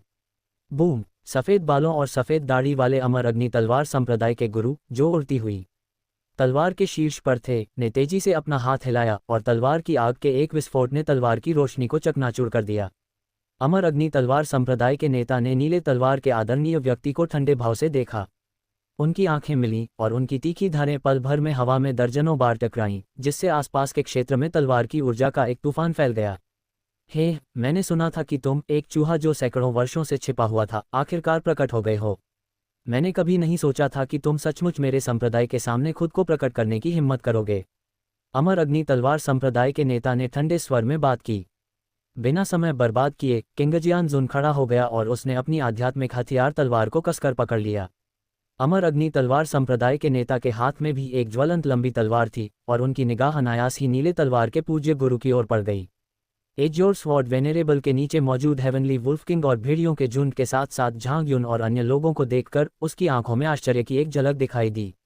भले ही झांग युन और अन्य लोगों ने कुछ नहीं कहा, फिर भी उसने सीरियस किंग को पहचान लिया था। सीरियस राजा के अहंकार को देखते हुए वह कैसे एज्योर स्वॉर्ड वेनेरेबल और अन्य लोगों को अपने ऊपर हावी होने की अनुमति दे सकता था। ठीक उसी समय अचानक एक असहनीय और भयावह दबाव छा गया। अच्छा नहीं है। अमर अग्नि तलवार संप्रदाय के नेता के चेहरे के भाव में अचानक बहुत बड़ा बदलाव आया। विरोध करने का समय नहीं था और न ही वे विरोध कर सके। दमनकारी शक्ति ने उन्हें और जलती हुई विशाल तलवार को एक साथ मैदान की जमीन पर पटक दिया। उस भयानक दबाव के कारण कुछ समय तक उनके लिए उठना असंभव हो गया था। मेरे संप्रदाय के लिए द्वार खोल दो। क्रोधित होकर अमर अग्नि तलवार संप्रदाय के नेता ने अपने शरीर से निकल रही दमनकारी शक्ति के बावजूद, जो तलवार की आग से घिरा हुआ था, खुद को खड़े होने के लिए मजबूर किया। टकराना! लेकिन जैसे ही वह उठा, एक और उतना ही भयानक दबाव उस पर पड़ा, जिसने उसे फिर से जमीन पर गिरने के लिए मजबूर कर दिया। उन दो दमनकारी शक्तियों ने उसे एक क्षण के लिए पूरी तरह से गतिहीन कर दिया। किंगजियानजुन के बगल में मौजूद दो अस्त-व्यस्त आकृतियों को देखकर उसकी आंखें भय से भर गईं। महायान काल! महायान के 2 चरण के अभ्यासी। अमर अग्नि तलवार संप्रदाय का नेता हक्का बक्का रह गया। क्या हो रहा है? किंग जियानजुन के पीछे महायान अवस्था के 2 साधक कैसे हैं? जब हम उनसे टकरा ही गए हैं तो चलो उन्हें मार ही डालते हैं। यांगजू झांग युन ने बात की। किंग जियानजुन ने सिर हिलाया और बिना किसी झिझक के 100 मीटर लंबी नीली तलवार की रोशनी छोड़ी, जो अमर अग्नि तलवार संप्रदाय के समूह की ओर गिरी। अमर अग्नि तलवार संप्रदाय के नेता के चेहरे के भाव में अचानक बहुत बड़ा बदलाव आया।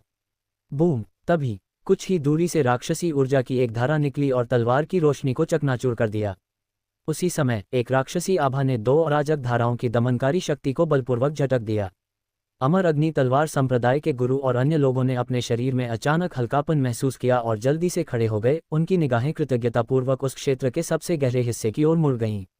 लेकिन जब उन्होंने जुवानमो को देखा तो वे थोड़े अचंभित रह गए। बहुत खूब! अखाड़े में अफरा तफरी मच गई। महायान अवस्था के इस राक्षसी साधक ने वास्तव में अमर अग्नि तलवार संप्रदाय की सहायता की थी। हालांकि उन्हें जल्द ही एहसास हो गया कि जुवानमो झांग युन द्वारा बीच में टोकने का बदला ले रही थी। मारना! वे झांग युन की ओर देखने से खुद को रोक नहीं पाए और उन्होंने देखा कि झांग युन के चेहरे पर कोई भाव नहीं बदला और वह बोलते रहे। फिर नीले रंग की तलवार के पूज्य ने हमला कर दिया। 2 अराजक धाराओं की दमनकारी आभा ने एक बार फिर अमर अग्नि तलवार संप्रदाय के गुरु और अन्य लोगों पर अपना दबाव डाला। फक फक करना! एक ठंडी फुफकार के साथ जुवानमो की राक्षसी शक्ति ऊपर की ओर फैल गई। अराजक धाराओं में से एक ने आगे बढ़कर राक्षसी शक्ति को रोक दिया। एक अन्य अराजक शक्ति लगातार दबाव डाल रही है। अमर अग्नि तलवार संप्रदाय के नेता और अन्य लोग एक बार फिर अभिभूत हो गए। नीले तलवार के पूज्य गुरु को तेजी से आते देख उनके चेहरे के भाव एकदम बदल गए। तुम उस व्यक्ति को नहीं मार सकते जिसकी मैं रक्षा करना चाहता हूँ। जुवानमो ने एक ठंडी सी फुफकार मारी और उसके चारों ओर राक्षसी ऊर्जा की किरणें बन गईं, जो बड़े बड़े घेरों में आगे की ओर फैल गईं। राक्षसी शक्ति का प्रतिरोध कर रहे लुवान क्यानलियू उठे और अपना हाथ उठाकर एक विशाल अवरोध उत्पन्न किया, जिससे राक्षसी ऊर्जा की सभी किरणें अवरुद्ध हो गईं। उसी समय जुवानमो ने अपना हाथ पंजे की तरह उठाया और 100 मीटर से अधिक लंबा एक विशाल राक्षसी पंजे का निशान छोड़ा, जो हवा में मौजूद अवरोध को पार करके किंग जियानजुन की ओर गिरा। ब्रश! हालांकि स्थानिक ऊर्जा से युक्त एक तलवारनुमा प्रकाश ने सबसे पहले अवरोध के ऊपर हवा में प्रहार किया, जिससे वहां का शून्य सीधे फट गया। राक्षसी पंजे का निशान अंदर घुसा और सीधे अनंत शून्य में गायब हो गया। झांग युन ने शुवानमो की ओर उदासीनता से देखा। जिस व्यक्ति को मैं मारना चाहता हूं, उसकी रक्षा तुम नहीं कर सकते। जैसे ही उसने बोलना समाप्त किया, किंग जियानजुन तेजी से अमर अग्नि तलवार संप्रदाय के स्वामी के करीब पहुंचा और तलवार से वार किया। मैं तुम्हारे करीब आने का इंतजार कर रहा था। लेकिन अमर अग्नि तलवार संप्रदाय के गुरु ने अचानक ऊपर देखा और अराजक हजार प्रवाह के दबाव के बावजूद उन्होंने तलवार की आग का एक तेज प्रवाह छोड़ा, जिससे एक अतुलनीय रूप से तेज अग्नि तलवार का ब्लेड बना, जो सीधे उनके सामने मौजूद नीले तलवार के पूज्य की ओर इंगित करता था। फ्रॉस्ट स्वॉर्ड तकनीक जमा 2। एज्योर स्वॉर्ड मास्टर शांत रहे और उन्होंने अपनी तलवार का वार सीधे जलती हुई तलवार की ओर मोड़ दिया, जिससे बर्फीली आध्यात्मिक ऊर्जा का एक सैलाब उमड़ पड़ा। लगता है तुमने उस समय से सबक नहीं सीखा है। तुम्हें लगता है कि तुम अपनी बर्फीली आध्यात्मिक ऊर्जा से हमारे संप्रदाय की तलवारों की आग को जमा सकते हो। ये देखकर अमर अग्नि तलवार संप्रदाय के नेता ने उपहास किया। उनकी दिव्य स्तर की तलवार की अग्नि नीले रंग की तलवार के पूज्य देवता की हिम आध्यात्मिक ऊर्जा का एक उत्तम प्रतिकार है।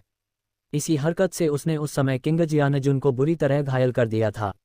इस समय वह अपनी तलवार की आग को जमाने के लिए फ्रॉस्ट ऑरा का उपयोग करना चाहता है। अपनी ही मौत को बुला रहे हैं। तभी उसके सामने क्लिक क्लिक क्लिक की लगातार आवाजें आने से उसके चेहरे पर बनी ठंडी मुस्कान अचानक जम गई। ऊपर देखने पर पता चलता था कि उसकी जलती हुई तलवार की धार अब पाले की आध्यात्मिक ऊर्जा से जमकर ठोस रूप ले चुकी थी और पल भर में एक बर्फ की मूर्ति में बदल गई थी।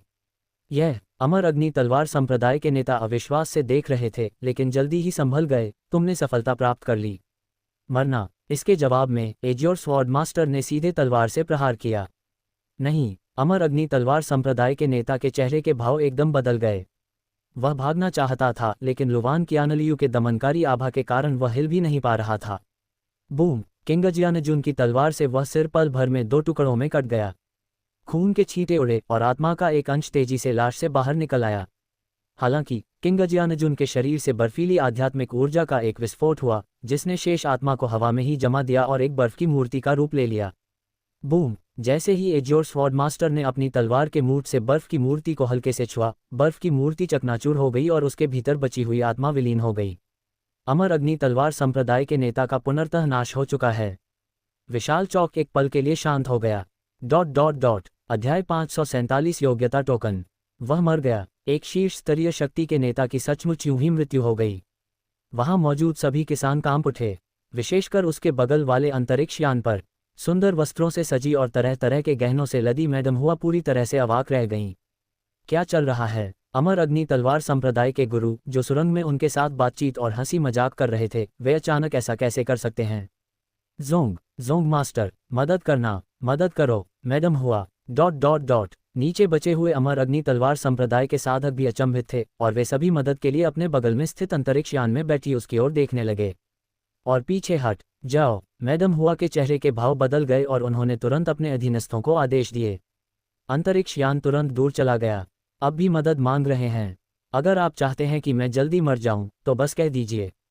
महायान के 2 अनुयायी, अगर मैं तुम्हें बचा लूं तो क्या मैं तब भी जीवित रहूंगा? किंग जियानजुन ने अपने बगल में मौजूद अंतरिक्ष यान को नजरअंदाज करते हुए अमर अग्नि तलवार संप्रदाय के अन्य दर्जनों साधकों को तलवार के एक ही वार से मार डाला। यांगजू, सभी शवों और उस उड़ने वाली तलवार को इकट्ठा करो। झांग युन ने बात की। किंग जियानजुन ने सिर हिलाया और अमर अग्नि तलवार संप्रदाय के समूह द्वारा इस्तेमाल की जा रही उड़ने वाली तलवारों को उनके शवों के साथ इकट्ठा किया। फक फक करना। ठीक उसी क्षण जानलेवा इरादे से भरी एक ठंडी फुफकार सुनाई दी। चौक के भीतरी हिस्से में मौजूद जुवानमो ने दूर से ये दृश्य देखा और उसका चेहरा बेहद भयावह हो गया। झांग युन ने उसे नजरअंदाज कर दिया, लेकिन उनकी नज़रें बार बार आसमान की ओर जाने से नहीं रुक रही थीं। उसके द्वारा अभी अभी बनाई गई स्थानिक दरार पलक झपकते ही अपनी अधिकांश लंबाई तक भर चुकी है। सामान्य परिस्थितियों में यदि इस तरह के स्थानिक छिद्र में जुवानमो का पंजा गिर जाए तो यह न केवल ठीक होने में विफल रहेगा, बल्कि इससे पूरे क्षेत्र में एक विशाल स्थानिक अशांति भी फैल जाएगी। हालांकि चूंकि यह स्थान, या यूं कहें कि केंद्रीय क्षेत्र, आकाश और पृथ्वी की बाधा से घिरा हुआ है, इसलिए बाहर से आने वाले स्थानिक उतार चढ़ाव और अशांति अंदर नहीं आ सकते, जिससे यहाँ का आंतरिक स्थान अत्यंत स्थिर रहता है। यदि आप शून्य को चीरते हुए यहाँ एक क्षेत्रीय युद्ध छेड़ भी दें तो भी इससे व्यापक स्थानिक अशांति नहीं फैलेगी। हालांकि यहाँ शून्य को भेदना काफी मुश्किल है।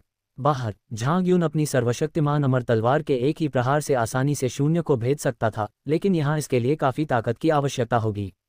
सामान्य अंतरिक्ष उत्पादकों के लिए इसे एक सीमा माना जा सकता है, लेकिन उनके लिए ये वास्तव में एक अच्छी बात है। झांग युन मुस्कुराए, क्योंकि इसका मतलब यह है कि यहाँ वह अपनी सर्वशक्तिमान अमर तलवार का स्वतंत्र रूप से उपयोग करके शून्य को चीर सकता है। उसने राहत की सांस ली, यह महसूस करते हुए कि जुवानमो अभी भी उसे घूर रहा है। झांग युन ने पीछे हटे बिना उसकी निगाहों में वापस देखा। अगर दूसरा पक्ष कोई और हरकत करता है तो वह उन्हें मौके पर ही जान से मारने में जरा भी संकोच नहीं करेगा। वह पहले इसलिए नहीं भागा क्योंकि वह जुवानमो से डरता था, बल्कि इसलिए भागा क्योंकि वह जुवानमो के पीछे मौजूद फेंगमो संप्रदाय के कई महायान साधकों को लेकर चिंतित था। अगर सिर्फ एक ही जुवानमो हो तो। झांग युन ने अपनी ठुड्डी पर हाथ फेरा, उसकी आंखों में थोड़ी सी शरारत झलक रही थी। कोर्ट में मौत। उसकी ओर से मिल रही चंचल निगाहों को देखकर जुवानमो का चेहरा ठंडा पड़ गया और उसकी राक्षसी आभा उमड़ पड़ी। झांग युन ने हल्की सी मुस्कान दी। उसके बगल में स्थित अराजक हजार धाराओं की 2 महायान अवस्था की आभाएं एक साथ फूट पड़ीं। महायान के तीनों चरणों की आभाओं के टकराने से विशाल चौक में पल भर में एक आश्चर्यजनक तूफान उठ खड़ा हुआ। वहां मौजूद सभी किसान कांप उठे और चौक के किनारों पर पीछे हटने को मजबूर हो गए। वे सभी अपने सामने के दृश्य को भय से देख रहे थे। क्या महायान काल में युद्ध छिड़ने वाला है? धमाका। लेकिन उसी क्षण चौक के ठीक केंद्र में, जहां महायान के तीनों चरण के दबाव आपस में टकराए, अचानक एक आश्चर्यजनक लहर उठी जिसने तीनों महायान चरण के दबावों को सीधे चकनाचूर कर दिया। सभी लोग अचंभित रह गए। एक चकाचौंध भरी रोशनी प्रकट हुई, जिसके बाद चौक के केंद्र से एक आश्चर्यजनक उतार चढ़ाव उठा और साथ ही एक आवाज सुनाई दी, मैंने यहाँ तीनों रास्तों पर एक एक योग्यता चिन्ह छोड़ दिया है। तीनों टोकन मिल गए हैं और उनके धारक इस स्थान पर पहुंच गए हैं। 15 मिनट में उस स्थान का प्रवेश द्वार आधिकारिक रूप से खुल जाएगा जहां इस अमर आत्मा ने अपनी छाप छोड़ी थी, और केवल आवश्यक टोकन धारकों को ही प्रवेश करने की अनुमति होगी। जो भी व्यक्ति फिनिश लाइन तक सबसे पहले पहुंचेगा और मेरी तस्वीर देखेगा, उसे अमर बनने का मौका मिलेगा। जैसे जैसे आवाज धीमी होती गई, रोशनी भी गायब होती गई और हवा में आधे मिनट की उल्टी गिनती रह गई। योग्यता टोकन, वो क्या होता है? यहाँ आते समय मुझे कहीं भी टोकन नहीं दिखे। क्या उस अमर व्यक्ति ने यह नहीं कहा था कि टोकन पहले ही ले लिया गया है? टोकन पाने वाला व्यक्ति यही है। ... अखाड़े में तुरंत ही हंगामा मच गया। झांग युन ने अपनी भौहें ऊपर उठाने से खुद को नहीं रोका। जिस योग्यता टोकन का वह जिक्र कर रहा था, वह स्पष्ट रूप से वही पारदर्शी टोकन था जो उसे पहले गोरिल्ला पूल के तल में मिला था। प्रत्येक पर्वत श्रृंखला के प्रवेश द्वार पर एक है, इसलिए यदि ऐसा है तो झांग युन ने ठंड से बचने के लिए एक साथ हडल्ड हुए बागी साधकों के समूह पर एक नज़र डाली, जिसमें शून्य शोधन चरण में एक काले बालों वाला व्यक्ति भी शामिल था। वह अमर नेत्र तकनीक का उपयोग करके शून्य शोधन चरण में काले बालों वाले व्यक्ति को देख नहीं पा रहा था।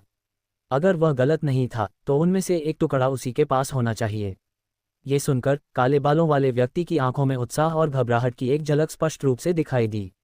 इससे झांग युन को इस बात का और भी यकीन हो गया। दूसरा टुकड़ा मिल गया है, लेकिन अभी एक और टुकड़ा मिलना बाकी है। उसकी निगाह अनायास ही उसके पीछे प्रवेश करने वाले प्रकाश गठबंधन के 6 रक्षकों लिंग कबीले के हवाई जहाज और पर पड़ गई। झांग युन की नज़र किंग जियानजुन पर पड़ी, लेकिन उसने पाया कि वह अब दूसरे पक्ष की जानकारी नहीं देख पा रहा था। गुरुजी, मुझे इस बूढ़े हुए हानमो के पास एक ऐसा चिन्ह मिला है जो बिल्कुल वैसा ही है जैसा आपको आत्मा कुंड की तलहटी में मिला था। उसी समय एजोर स्वॉर्ड मास्टर की आवाज़ भी सुनाई दी। झांग युन मुस्कुराया, ये सचमुच वही है, अभी के लिए इसे अपने पास ही रखो। उसने तुरंत ही टेलीपैथिक रूप से जवाब दिया। किंग जियानजुन ने सिर हिलाया और स्वर्गीय भेड़िया राजा की पीठ पर लौट गया। उसी समय वहां मौजूद सभी लोगों ने झांग युन के विचारों के बारे में सोचा और सबकी निगाहें लिंग कबीले के वाणिज्य मंडल के अंतरिक्ष यान की ओर मुड़ गईं।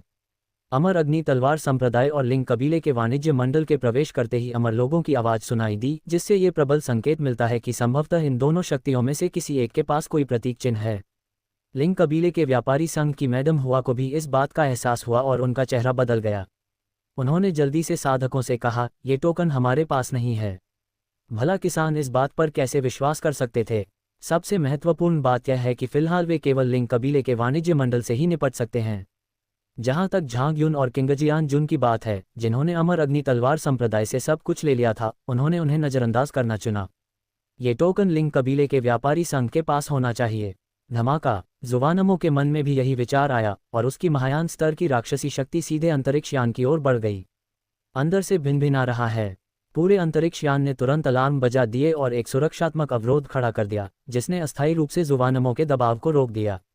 ये देखकर झांग युन ने अपनी भौहें ऊपर उठा लीं। लिंग क्लैन चैम्बर ऑफ कॉमर्स एक शीर्ष स्तरीय संस्था है और मध्य क्षेत्र की नंबर 1 चैम्बर ऑफ कॉमर्स है, ठीक उसी तरह जैसे दक्षिणी क्षेत्र में सदर्न ट्रेजर पवेलियन है। लिंग वंश का वाणिज्य मंडल विभिन्न उत्पादों को विकसित करने में भी बहुत कुशल है, जैसे कि लिंग पारदर्शी वस्त्र और लिंग वंश की जैद अंगूठी, जिसने उस समय हजार द्वीप पर एक नवजात आत्मा साधक के सामने उसके ठिकाने का खुलासा कर दिया था। हमारे सामने मौजूद यह अंतरिक्ष यान स्पष्ट रूप से लिंग कबीले के बेहतरीन उत्पादों में से एक है। ये तथ्य ही आश्चर्यजनक है कि वह अवरोध महायान साधक के दबाव को झेल सकता है। मैं अपने खून की कसम खाता हूँ, अगर मुझे ये योग्यता मिल गई तो मेरी भविष्य की साधना में निश्चित रूप से ऊर्जा का विचलन होगा और मैं कभी कोई प्रगति नहीं कर पाऊंगा। दमनकारी शक्ति को रोकने के बावजूद जहाज पर मौजूद मैडम हुआ को जरा भी राहत महसूस नहीं हुई। इसके विपरीत उनका चेहरा पीला पड़ गया और उन्होंने तुरंत हाथ उठाकर मन्नत मांगी। ये सुनकर सभी ने भौहें चढ़ा लीं। जिस तरह से उन्होंने ऐसी प्रतिज्ञा करने का साहस किया, उससे ये निश्चित रूप से साबित होता है कि यह मैडम हुआ ने नहीं किया था। इसलिए सभी की निगाहें झांग युन और उनके साथियों पर टिक गईं, जो सिरियस किंग नामक जहाज पर सवार थे। स्टॉप्ड स्पीकर ब्राउज़र अध्याय 548 रहस्यमय दानव का वध। जिसके पास टोकन है, मैंने तुम्हें ढूंढ लिया है। मैं तुम्हें सलाह देता हूं कि इसे तुरंत सौंप दो, वरना मुझे असभ्य होने के लिए दोष मत देना। जैसे ही सबकी निगाहें उन पर पड़ीं, झांग युन की धमकी भरी आवाज़ सुनाई दी। सभी लोग अचंभित रह गए। आपका क्या मतलब है? हमने अभी अभी अमर अग्नि तलवार संप्रदाय के सदस्यों के शवों को लूटा है, इसलिए टोकन अब आपके पास है ना? जब वे सोच रहे थे, तभी अचानक झांग युन की नज़र उन पर पड़ी। जिस किसी की भी निगाह उस पर पड़ती, वह अनायास ही कांप उठता, मानो उन्हें ऐसा लगता था कि वे उसके आर पार देख सकते हैं। विशेषकर शून्य शोधन के चरम चरण पर स्थित काले बालों वाला दुष्ट साधक। जैसे ही झांग युन की नज़र उस पर पड़ी, उसके शरीर में सिर से पैर तक एक सिहरन दौड़ गई। सौभाग्यवश निगाहें उस पर ज्यादा देर तक नहीं टिकीं। लगता है ये सब सिर्फ एक धोखा था। काले बालों वाले उस दुष्ट साधक ने राहत की सांस ली। झांग युन की निगाहें पूरे इलाके में घूमती रहीं और अंत में चौक के सबसे गहरे हिस्से पर टिक गईं। वहां मौजूद सभी लोग स्तब्ध रह गए, क्योंकि उस समय झांग युन जिसे देख रहा था, वह कोई और नहीं बल्कि वहीं मौजूद जुवानमो ही था। वह नजरिया, मानो वह टोकन तुम्हारे साथ ही हो, देखकर जुवानमो खुद को और रोक नहीं पाया। शून्य शोधन के चरम स्तर का साधक भी बार बार उसके सामने अहंकारी और अभिमानी होने का साहस करता है, वह मृत्यु का पात्र है। धमाका, राक्षसी ऊर्जा का एक तीव्र प्रवाह फूट पड़ा और राक्षसी ऊर्जा क्षेत्र की शक्ति पल भर में बाहर की ओर फैल गई, जिसका भयावह दबाव विशाल चौक पर छा गया। वहां मौजूद सभी लोगों ने अपने शरीर को धंसते हुए महसूस किया, उनकी आंखें भय से भर गईं क्योंकि वे उस जुवानमो को घूर रहे थे जिसने अपने साम्राज्य को उजागर कर दिया था। ये गंभीर मामला है। धमाका, धमाका, इसी क्षण दो समान रूप से शक्तिशाली दिव्य चेतना क्षेत्र प्रकट हुए और सीधे जुवानमो के राक्षसी ऊर्जा क्षेत्र से टकरा गए। महायान के तीनों आध्यात्मिक क्षेत्रों में टकराव हुआ और इसके भयावह झटके पूरे चौक में फैल गए। वहां मौजूद किसान तेजी से चौक के विभिन्न कोनों में सिमट गए, लेकिन कुछ जिन्होंने प्रतिक्रिया देने में देरी की, वे इतने सदमे में आ गए कि उन्होंने खून की उल्टी कर दी और कोनों में जा गिरे। उसे मार डालो, झांग युन ने सीधे बात की। भेड़िए की पीठ से दो उग्र धाराएं फूट पड़ीं और उनके शरीर पर दो काले जादू की किताबें प्रकट हुईं। उनके क्षेत्र के चारों ओर एक विनाशकारी काली शक्ति का प्रवाह फैल गया। इसने सीधे जुवानमो के राक्षसी ऊर्जा क्षेत्र को घेर लिया और उसे निगलना शुरू कर दिया। अशांत प्रवाह मैनुअल। ये देखकर जुवानमो की पूरी तरह से काली पुतलियों में आश्चर्य का एक संकेत दिखाई दिया। आप टर्बुलेंट फ्लो क्लैन से हैं? लुवानलियू वंश। रुको, मैंने इसे पहले भी देखा है। ये टर्बुलेंट फ्लो क्लैन की एक अनोखी जन्मजात जादू की किताब है। हे भगवान, क्या कैओटिक फ्लो क्लैन का पतन नहीं हो जाना चाहिए था? अचानक उनके पास महायान स्तर के दो साधक कैसे आ गए? ... इन शब्दों ने तुरंत कमरे में हलचल मचा दी। मारना। झांग युन को उन दोनों बदमाशों को बेनकाब करने की कोई परवाह नहीं थी। अगर हमें जुवानमो को खत्म करना ही है तो हम इसे और छिपा नहीं सकते।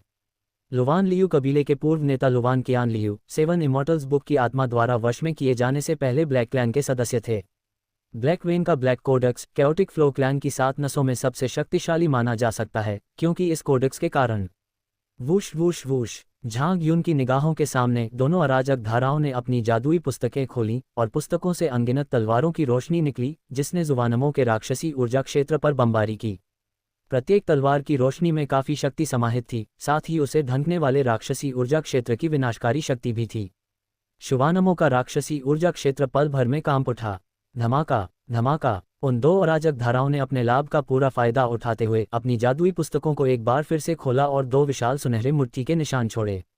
मुट्ठी के निशान में काफी शुद्धिकरण शक्ति निहित थी और जब इसने राक्षसी ऊर्जा क्षेत्र पर प्रहार किया तो इसने सीधे राक्षसी ऊर्जा के एक बड़े क्षेत्र को शुद्ध कर दिया। उस क्षेत्र की सतह एक जोरदार धमाके के साथ फट गई, जिससे उसका एक हिस्सा चकनाचूर हो गया। जुवानमो कराह उठा, उसके मुंह के कोने से खून की एक बूंद टपक उठी। शुद्धिकरण शक्ति को देखते हुए उसकी पुतलियां सिकुड़ गईं। शुद्धिकरण प्रकाश मुट्ठी। ये प्योर लाइट फिस्ट है। टर्बुलेंट करेंस कबीले के ये दो सदस्य एक साथ कैसे हो सकते हैं? वहां मौजूद लाइट एलायंस के 6 संरक्षक ये देखकर कुछ हद तक अविश्वास में पड़ गए। शुद्ध प्रकाश मुट्ठी उनकी प्रकाश सहभागिता की स्वर्ग स्तरीय तकनीकों और युद्ध कौशलों में से एक विशिष्ट तकनीक है। सहभागिता के भीतर केवल रक्षक स्तर से ऊपर के उच्च श्रेणी के सदस्य ही इसका अभ्यास कर सकते हैं। ये दो अराजक आकृतियां इसे कैसे जान सकती थीं? झांग युन ने हल्की सी मुस्कान दी। ब्लैक बुक का सबसे शक्तिशाली पहलू इसकी सभी प्रकार के जीवित प्राणियों को अपने अद्वितीय निगलने वाले स्थान में समाहित करने की क्षमता है। फिर जीवित प्राणियों की विधियों को इसमें प्रतिलिपि बनाकर दर्ज किया जाता है और मंत्र पुस्तिका के माध्यम से किसी भी समय उनकी प्रतिलिपि बनाकर उनका प्रयोग किया जा सकता है। इसकी क्षमताएं 7 इमॉर्टल्स बुक के काले पन्नों के समान हैं। लुवानलियू कबीले के पूर्व नेता के रूप में लुवान कियानलियू ने अपनी जादू की किताब का पूरा उपयोग किया और अपने चरम पर उन्होंने पहले ही उससे सैकड़ों या हजारों अलग अलग तकनीकों की नकल कर ली थी। ये तो बस शुरुआत है। धमाका, प्राचीन आत्मा मुट्ठी। यह अल्टीमेट सिटी की प्राचीन आत्मा मुट्ठी है। धमाका, बरसकर हैमर। ये बर्बर सम्राट के महल का बरसकर हैमर है। आकाशीय घटना पवित्र छाया। आप वास्तव में आकाशीय घटना पवित्र छाया को जानते हैं। ... उन दो अराजक जादू की किताबों से एक के बाद एक आश्चर्यजनक हमले किए गए। मैदान में मौजूद कुछ किसानों ने उसे पहचान लिया। ये तकनीकें मध्य क्षेत्र की कुछ शीर्ष शक्तियों के अनूठे कौशल हैं। इसमें घटनास्थल पर मौजूद स्वर्गीय महल के अद्वितीय कौशल भी शामिल थे। आकाश में विशाल हाथी की छाया को देखकर सेलेस्टियल फेनोमेनन पैलेस के महल के स्वामी अचानक खड़े हो गए। उनका चेहरा सदमे से भरा हुआ था।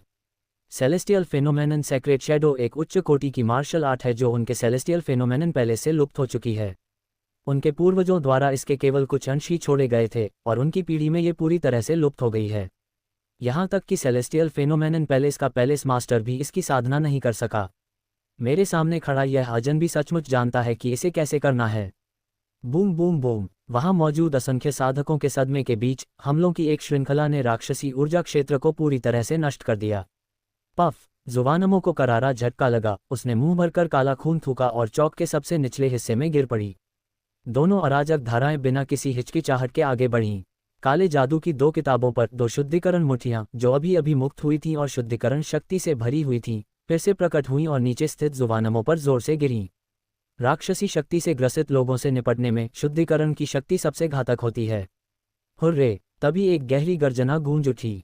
उसी क्षण जुवानमो के माथे पर स्थित सींगों और उसकी निर्मल काली आंखों से एक साथ प्रकाश निकला। एक गहरी काली राक्षसी आभा उमड़ पड़ी, जिसने उसके सामने एक अवरोध उत्पन्न कर दिया। शुद्ध प्रकाश के 2 विशाल मुट्ठी के निशान उस पर पड़े, लेकिन राक्षसी ऊर्जा के इस अवरोध द्वारा उन्हें जबरदस्ती अवशोषित कर लिया गया, जिससे वे अपनी शक्ति को उजागर करने में असमर्थ रहे। लेकिन उन दोनों उग्र स्वभाव वाले लोगों को इसकी परवाह नहीं थी।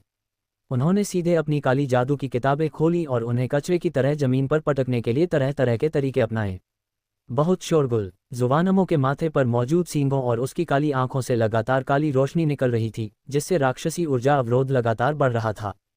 प्रत्येक हमले को झेलते हुए उसकी त्वचा पर काली रेखाएं स्पष्ट रूप से दिखाई देने लगीं। वहां मौजूद सभी किसानों को दमन का एक अकथनीय एहसास हुआ। राक्षस को देखते ही उसकी आंखें भय से चौड़ी हो गईं। वे जानते थे कि महायान अवस्था के इस राक्षसी साधक के पास एक तुरुप का पत्ता छिपा हुआ है। कुछ ही देर में जुवानमो के चेहरे पर काली रेखाएं फैल गईं। तभी अचानक शुवानमो का चेहरा भावहीन हो गया और उसने अचानक बगल की ओर देखा। ओह!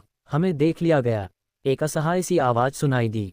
वहां मौजूद सभी लोग स्तब्ध रह गए। चौक के भीतरी हिस्से में जुवानमो से कुछ ही दर्जन मीटर की दूरी पर एक पारदर्शी वस्त्र पहने हुए एक आकृति प्रकट हुई। ये झांग युन था। इस समय सीरियस किंग की पीठ पर खड़ा झांग युन ऊर्जा में परिवर्तित हो गया और विलीन हो गया। स्पष्ट रूप से वह सिर्फ एक अस्थायी क्लोन था। कोर्ट में मौत! जुवानमो ने ठंडी सी आवाज में फुफकारा। महायान अवस्था के 2 साधक तो उनके बगल में भी नहीं थे, फिर भी उन्होंने उनके इतने करीब आने का साहस किया। धमाका! उन पर राक्षसी शक्ति का एक तीव्र प्रवाह छा गया। उसे निकट दूरी से अपनी राक्षसी शक्ति को उजागर करने के लिए किसी भी प्रकार का प्रयास करने की आवश्यकता नहीं थी। लेकिन झांग युन के खिलाफ, जिसका साधना स्तर उससे कहीं कम था, यह उसे कुचलने के लिए काफी था। जैसे ही राक्षसी शक्ति झांग युन को कुचलने वाली थी, झांग युन के सामने एक विशाल तंतु प्रकट हुआ, जिसने दबाव को रोक दिया। जुवानमो अचंभित रह गया। दमनकारी शक्ति को रोकने के बाद वह तंतु अचानक पीछे हट गया और गायब हो गया। यह आपके लिए है। इससे पहले कि वह कोई प्रतिक्रिया कर पाता, उसके सामने 2 दिंग अक्षर लिखे हुए एक पृष्ठ तैरने लगा। अचानक एक अदृश्य लहर उठ खड़ी हुई। इतनी नज़दीकी दूरी पर जुवानमो को प्रतिक्रिया करने का समय भी नहीं मिला और उसका पूरा शरीर अपनी जगह पर जम गया। हवा में व्याप्त अराजक धाराएं, साथ ही आसपास के कोनों में मौजूद असंख्य साधक भी अपनी जगह पर जम गए थे। धमाका! जिस क्षण सभी लोग अपनी जगह पर जम गए, बर्फीली ठंड से ढकी एक तंतु निकली और तुरंत जुवानमो को छू लिया। पलक झपकते ही जमी हुई ठंड के कारण जुवानमो बर्फ की मूर्ति में बदल गई। बूम! लेकिन बर्फ की मूर्ति के चकनाचूर होने से पहले ये स्थिति आधे सेकंड से भी कम समय तक ही कायम रही। फ्रीज फ्रेम इफेक्ट गायब हो गया है। जुवानमो के माथे पर मौजूद सींग और उसकी आंखें एक बार फिर काली चमकने लगीं। और ठीक उसी क्षण जब उनका प्रकाश चमका, ब्रश! झांग युन की आकृति पहले ही उसके सामने आ चुकी थी। उसने दोनों हाथों में सर्वशक्तिशाली अमर तलवार पकड़ रखी थी। अच्छा नहीं है। जुवानमो के चेहरे के भाव में जबरदस्त बदलाव आया। वह कुछ करने की कोशिश करना चाहता था, लेकिन झांग युन ने, जिसने पहले ही समय का अनुमान लगा लिया था, उसे कोई मौका नहीं दिया। पफ! तलवार उसके माथे पर लगे सींग पर जा लगी। सर्वशक्तिशाली अमर तलवार की तीक्ष्णता के आगे कठोर सींग एक पल का भी प्रतिरोध नहीं कर सके और सीधे कटकर अलग हो गए। पफ! आह! काला खून तेजी से बहने लगा और जुवानमो की तीखी चीखें पूरे चौक में गूंज उठीं। स्टॉप अध्याय 549 लेन देन और अप्रत्याशित घटनाएं। जुवानमो को प्रतिक्रिया देने का कोई मौका नहीं दिया गया। झांग युन ने शुवानमो के सिर पर हथेली दबाए और उसे जबरदस्ती अमर खजाना मंडप की पहली मंजिल पर ले गया। अमर खजाना मंडप के पहले तल के अंदर एक बादल दानव राजा, जिसे बुलाया गया था और जो वहां प्रतीक्षा कर रहा था, ने तुरंत गंभीर रूप से घायल जुबान दानव को असंख्य तंतुओं से बांध दिया और उसके पूरे शरीर को सील कर दिया। हरामखोर, मुझे जाने दो! राक्षस क्रोध से दहाड़ उठा। स्नैप! बादल के दानव ने अपनी एक सूंड से उसके सिर पर प्रहार किया, जिससे वह बेहोश हो गया। पुकारना! ये देखकर झांग युन ने राहत की सांस ली। उसने अमर नेत्र तकनीक का उपयोग करके पहले ही जुवानमो की स्थिति का अवलोकन कर लिया था। ये दानव बहुत ही खास है। ये दानवों और मनुष्यों के मिलन से उत्पन्न हुआ है और इसे अर्ध दानव माना जा सकता है। हालांकि इसका वंश बैंगनी तारा दानवनी और नीले रंग के रक्षक जैसे रूपांतरित अर्ध दानवों की तुलना में कहीं अधिक शुद्ध है। जुवानमो के माथे पर मौजूद सींग एक प्राकृतिक सींग है जो उसके मानव राक्षस संकर रक्त के कारण उत्परिवर्तन से उत्पन्न हुआ है। इन सींगों की मदद से यह मैजिक पैटर्न ट्रांसफॉर्मेशन नामक प्रतिभा को उजागर कर सकता है। ये राक्षसी चिन्ह जुवानमो को चार्जिंग अवस्था में ले जाएगा। इस अवस्था में जुवानमो की राक्षसी ऊर्जा रक्षा में उल्लेखनीय वृद्धि होगी और यह स्वतंत्र रूप से एक ऐसी राक्षसी ऊर्जा बाधा का निर्माण कर सकता है जो सभी प्रकार की ऊर्जा को अवशोषित कर सकती है। इस अवस्था में जुवानमो की रक्षा प्रणाली कछुए के खोल की तरह अभेद्य है। एक बार पूरी तरह चार्ज हो जाने पर इसकी शक्ति थोड़े ही समय में 10 गुना बढ़ जाएगी। उस समय दोनों अराजक धाराओं में से कोई भी उन्हें रोक नहीं पाएगी। हालांकि इस प्रतिभा में एक खामी भी है, जब ये चार्ज होता है तो जुवानमो के सींग इसकी सबसे बड़ी कमजोरी बन जाते हैं। यदि इस प्रक्रिया के दौरान सींग कट जाते हैं तो डेमोनिक रून ट्रांसफॉर्मेशन प्रतिभा तुरंत विफल हो जाएगी और शरीर में संचित राक्षसी ऊर्जा सीधे शरीर पर ही प्रतिकूल प्रभाव डालेगी। इससे उन्हें गंभीर क्षति हुई।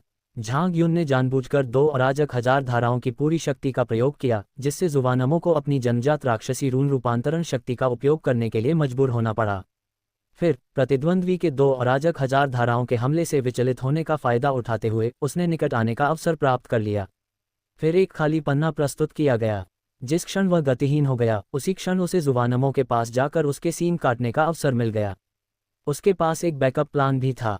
यदि जुवानमो अत्यंत शीघ्रता से प्रतिक्रिया करता है तो क्लाउड डेमन किंग, जिसे पहले ही अमर खजाना मंडप के पहले तल पर बुलाया जा चुका है, को तुरंत प्रतिद्वंद्वी से सीधे मुकाबले के लिए बाहर फेंक दिया जाएगा। हालांकि प्रक्रिया सुचारू रूप से संपन्न हुई।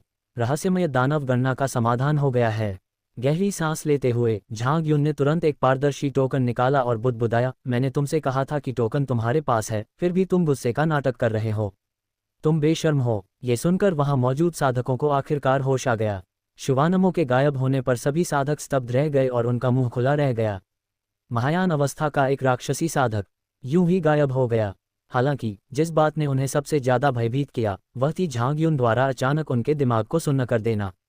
एक क्षण के लिए वे पूरी तरह से हिलने डुलने में असमर्थ हो गए थे। झांग युन का निशाना केवल जुवानमो था। अगर वह उन्हें निशाना बना रहा होता तो वे शायद पल भर में मारे जाते। भयंकर। झांग युन को देखकर उनकी आंखों में महायान अवस्था के किसी व्यक्ति के समान ही भय उत्पन्न हो गया। झांग युन के हाथ में मौजूद पारदर्शी टोकन को देखकर साधकों ने मुश्किल से अपनी सांस रोकी, लेकिन किसी ने भी आगे बढ़ने की हिम्मत नहीं की। चाहे झांग युन को वह टोकन शिवानमो पर मिला हो या उसने उसे अपनी जेब से निकालकर वहां होने का नाटक किया हो, वह ऐसी चीज नहीं थी जिसे वे छू सकते थे। उन किसानों की निगाहें तुरंत दूसरे किसानों की ओर मुड़ गईं। संख्या के हिसाब से 3 टोकन हैं। भले ही अमर अग्नि तलवार संप्रदाय के पास एक टोकन हो और जुवानमो के पास दूसरा, झांग युन के पास केवल 2 टोकन हैं। एक और टोकन मिल गया। चौक के केंद्र की ओर देखने पर पता चला कि उल्टी गिनती में 2 मिनट से भी कम समय बचा था। सेलेस्टियल फेनोमेनन पैलेस की पैलेस मास्टर मैडम हुआ और सेंट्रल दायरे में शक्तिशाली बल के नेता सभी इस समय कुछ चिंतित दिख रहे थे। उनके पास टोकन नहीं है और अभी उन्हें किसी ऐसे व्यक्ति को ढूंढने की जरूरत है जिसके पास टोकन हो, लेकिन वे इसे खुले तौर पर नहीं कर सकते। आखिरकार अगर झांग युन इसे छीनने की कोशिश करे तो हमारा तो काम तमाम हो जाएगा। और उन्हें इस बात में कोई संदेह नहीं था कि झांग युन ऐसा काम करेगा। आखिरकार अमर बनने का केवल एक ही मौका होता है और जब तक झांग युन मूर्ख न हो वह अपने लिए कोई प्रतिद्वंद्वी पैदा नहीं करेगा। लेकिन टोकन किसके पास है? जब वे सोच ही रहे थे कि अचानक झांग युन चौक के किनारे पर उड़कर आ गई। वहां खड़े स्वतंत्र किसानों का समूह उसे देखकर भयभीत हो गया। विशेष रूप से काले बालों वाले उस व्यक्ति की पीठ ठंडे पसीने से भीगी हुई थी जो शून्य शोधन की महान पूर्णता के चरण तक पहुंच चुका था। अगले ही पल उसका पूरा शरीर अचानक अकड़ गया। ऐसा इसलिए हुआ क्योंकि उसके कंधे पर एक अतिरिक्त हाथ दिखाई दिया था। झांग युन, जो एक क्षण पहले उसके सामने थी, अब उसके बगल में थी, मुस्कुरा रही थी और अपना हाथ उसके कंधे पर रखते हुए बोली, क्या हम बात करें? हमें किस बारे में बात करनी चाहिए? काले बालों वाले उस व्यक्ति ने अपना मुंह खोला, अभी भी आशा की एक छोटी सी किरण से चिपका हुआ था। आप क्या सोचते हैं? झांग युन की मासूम मुस्कान देखकर काले बालों वाला आदमी कांप उठा और उसने एक पारदर्शी टोकन निकाला। धन्यवाद। झांग युन ने टोकन उठाया और तुरंत सीरियस किंग के पीछे के दृश्य को याद कर लिया। काले बालों वाले व्यक्ति का चेहरा कड़वाहट से भरा हुआ था। आसपास के किसान अचंभित रह गए। मुझे बिल्कुल भी उम्मीद नहीं थी कि उसने अपने पास कोई टोकन छिपा रखा होगा। बाकी लोग भी अचंभित रह गए। क्या झांग युन को ये टोकन यूं ही मिल गया? लेडी हुआ, सेलेस्टियल फेनोमेनन पैलेस की पैलेस मास्टर और अन्य लोग निराशा की भावना से अभिभूत हो गए। आखिरी टोकन भी गायब हो गया। अखाड़े में मौजूद लोगों के विचारों को नज़रअंदाज करते हुए झांग यून की निगाहें अखाड़े के केंद्र में चल रही उल्टी गिनती पर टिकी हुई थीं और वह सोच विचार कर रहा था। अमर बनने का मौका। उन्हें नहीं पता था कि यह किस तरह का अवसर था, लेकिन मुझे कुछ अजीब सा महसूस हुआ। काले पंखों वाले पक्षी के वर्णन के अनुसार एक उच्च कोटि के अमर प्राणी ने फीनिक्स वॉर्ड क्लैन का सफाया कर दिया और इस स्थान के सबसे गहरे हिस्से में कुछ छोड़ गया। उनका इरादा क्या था? लोगों को अमर बनने में मदद करना। झांग यून ने मन ही मन अपना सिर हिलाया। उनका मानना है कि मुफ्त में कुछ भी नहीं मिलता। इस अमर प्राणी ने ऐसा करने के पीछे कोई न कोई उद्देश्य जरूर रखा होगा। क्या मैं इस वरिष्ठ व्यक्ति से कोई सौदा कर सकता हूँ? तभी अचानक मेरे कानों में एक आवाज़ आई। झांग यून ने अंतरिक्ष यान में बैठी मैडम हुआ की ओर एक नज़र डाली। ये देखकर मैडम हुआ ने तुरंत अपनी आवाज़ प्रसारित करते हुए कहा, मैं 50 अरब स्पिरिट स्टोन देने को तैयार हूँ, या आपकी जो भी अन्य ज़रूरतें हों। मैं आपसे केवल एक टोकन के बदले में कुछ मांग रही हूँ। बोलने के बाद वह तुरंत तनावग्रस्त हो गया और झांग यून को नाराज करने के डर से अंतरिक्ष यान के चारों ओर अवरोध तैयार करने लगा। आखिरकार झांग यून से टोकन का व्यापार करने के लिए कहना उससे अमर बनने का मौका गंवाने के लिए कहने के बराबर है। वह जानती थी कि यह मूर्खतापूर्ण है, लेकिन फिर भी वह हार मानने को कुछ हद तक अनिच्छुक थी। अमर बनने का एक मौका। हो सकता है कि उसे अपने जीवन में फिर कभी ऐसी चीज़ का सामना न करना पड़े। उसने उम्मीद की एक छोटी सी किरण थामे रखी, ये कामना करते हुए कि शायद झांग यून को किसी महत्वपूर्ण चीज़ की कमी हो और वह उसके साथ कोई समझौता कर ले। हालांकि उसे ज़्यादा उम्मीदें नहीं थीं। कर सकना। लेकिन जो दो शब्द उसके कानों में गूंजे, उन्हें सुनकर मैडम हुआ जम गईं और उन्होंने आश्चर्य से झांग यून की ओर देखा। झांग यून ने सहज भाव से अपनी आवाज़ प्रसारित की, 50 अरब स्पिरिट स्टोन बहुत कम है, मुझे 200 अरब चाहिए। इसके अलावा मुझे वह अंतरिक्ष यान चाहिए जिस पर आप अभी हैं, और आपके लिंग कबीले के व्यापारी संघ को मुझे कुछ वस्तुएं निःशुल्क प्राप्त करने में मदद करनी होगी। मैं आपको बाद में सूची दूंगा। कोई बात नहीं। ये सुनकर मैडम हुआ ने बिना किसी झिझक के सहमति दे दी। 200 अरब स्पिरिट स्टोन ऐसी चीज़ है जिसे किसी अन्य गुट की सर्वोच्च शक्तियां भी शायद जुटा न सके, लेकिन लिंग कबीला ऐसा कर सकता है। अंतरिक्ष यान और अन्य चीज़ों की बात करें तो अमर बनने के अवसर के बदले उन्हें मुफ्त में दे देने से क्या फ़र्क पड़ेगा? ये जीवन में एक बार मिलने वाला अवसर है। अगर वह सफल होती है तो उसकी दुनिया पूरी तरह बदल जाएगी। अगर वह असफल होती है तो वह इसे सिर्फ एक जुआ समझेगी। मैडम हुआ दृढ़ निश्चयी रहीं। उसकी दृढ़ता देखकर झांग यून ने अपनी भौहें ऊपर उठा लीं। दूसरे पक्ष के टेलीपैथिक संदेश ने उन्हें आवेग में आकर यह निर्णय लेने के लिए प्रेरित किया। उसे नहीं पता था कि अमर व्यक्ति का उद्देश्य क्या था, लेकिन उसे हमेशा लगता था कि उसमें कुछ अजीब बात है। अकेले प्रवेश करना शायद अच्छा ना हो। एक अतिरिक्त स्काउट लाना बुरा नहीं होगा। अगर इस वजह से अमर बनने का उसका मौका छिन जाता है तो वह इसे स्वीकार कर लेगा। बहरहाल उसका इस तथाकथित अवसर के माध्यम से अमर बनने का कोई इरादा नहीं था। इसके विपरीत उसे अपने स्वयं के अमर स्वामी लोक पर अधिक विश्वास था। मैडम हुआ ने अपनी आवाज़ प्रसारित करते हुए कहा, हालांकि महोदय, मेरे पास एक साथ इतने सारे आध्यात्मिक पत्थर नहीं हैं, इसलिए मैं पहले केवल आंशिक अग्रिम भुगतान ही कर सकती हूँ। लेकिन मैं शपथ लेती हूँ कि अगर मैंने बाद में सौदा तोड़ा तो मुझे एक पैसा भी नहीं मिलेगा। कर सकना। झांग यून ने जवाब दिया, हालांकि मैं पहले इस अंतरिक्ष यान पर कब्जा करना चाहता हूँ। कोई बात नहीं। मैडम हुआ ने सिर हिलाया। उल्टी गिनती में आधा मिनट से भी कम समय बचा देखकर झांग यून ने एक शब्द भी बर्बाद नहीं किया और तुरंत सीरियस को अंतरिक्ष यान में आने का आदेश दिया। मैदान में मौजूद किसान जो कुछ उन्होंने देखा उसे देखकर अचंभित रह गए। फिर मैडम हुआ ने हाथ हिलाया और एक छोटा अंतरिक्ष यान निकाला जिसमें सवार सभी लोगों को उसमें स्थानांतरित कर दिया। उन्होंने झांग यून के लिए 2 अंतरिक्षीय कलाकृतियां छोड़ीं, एक सफ़ेद और एक गुलाबी, 2 सीपियां।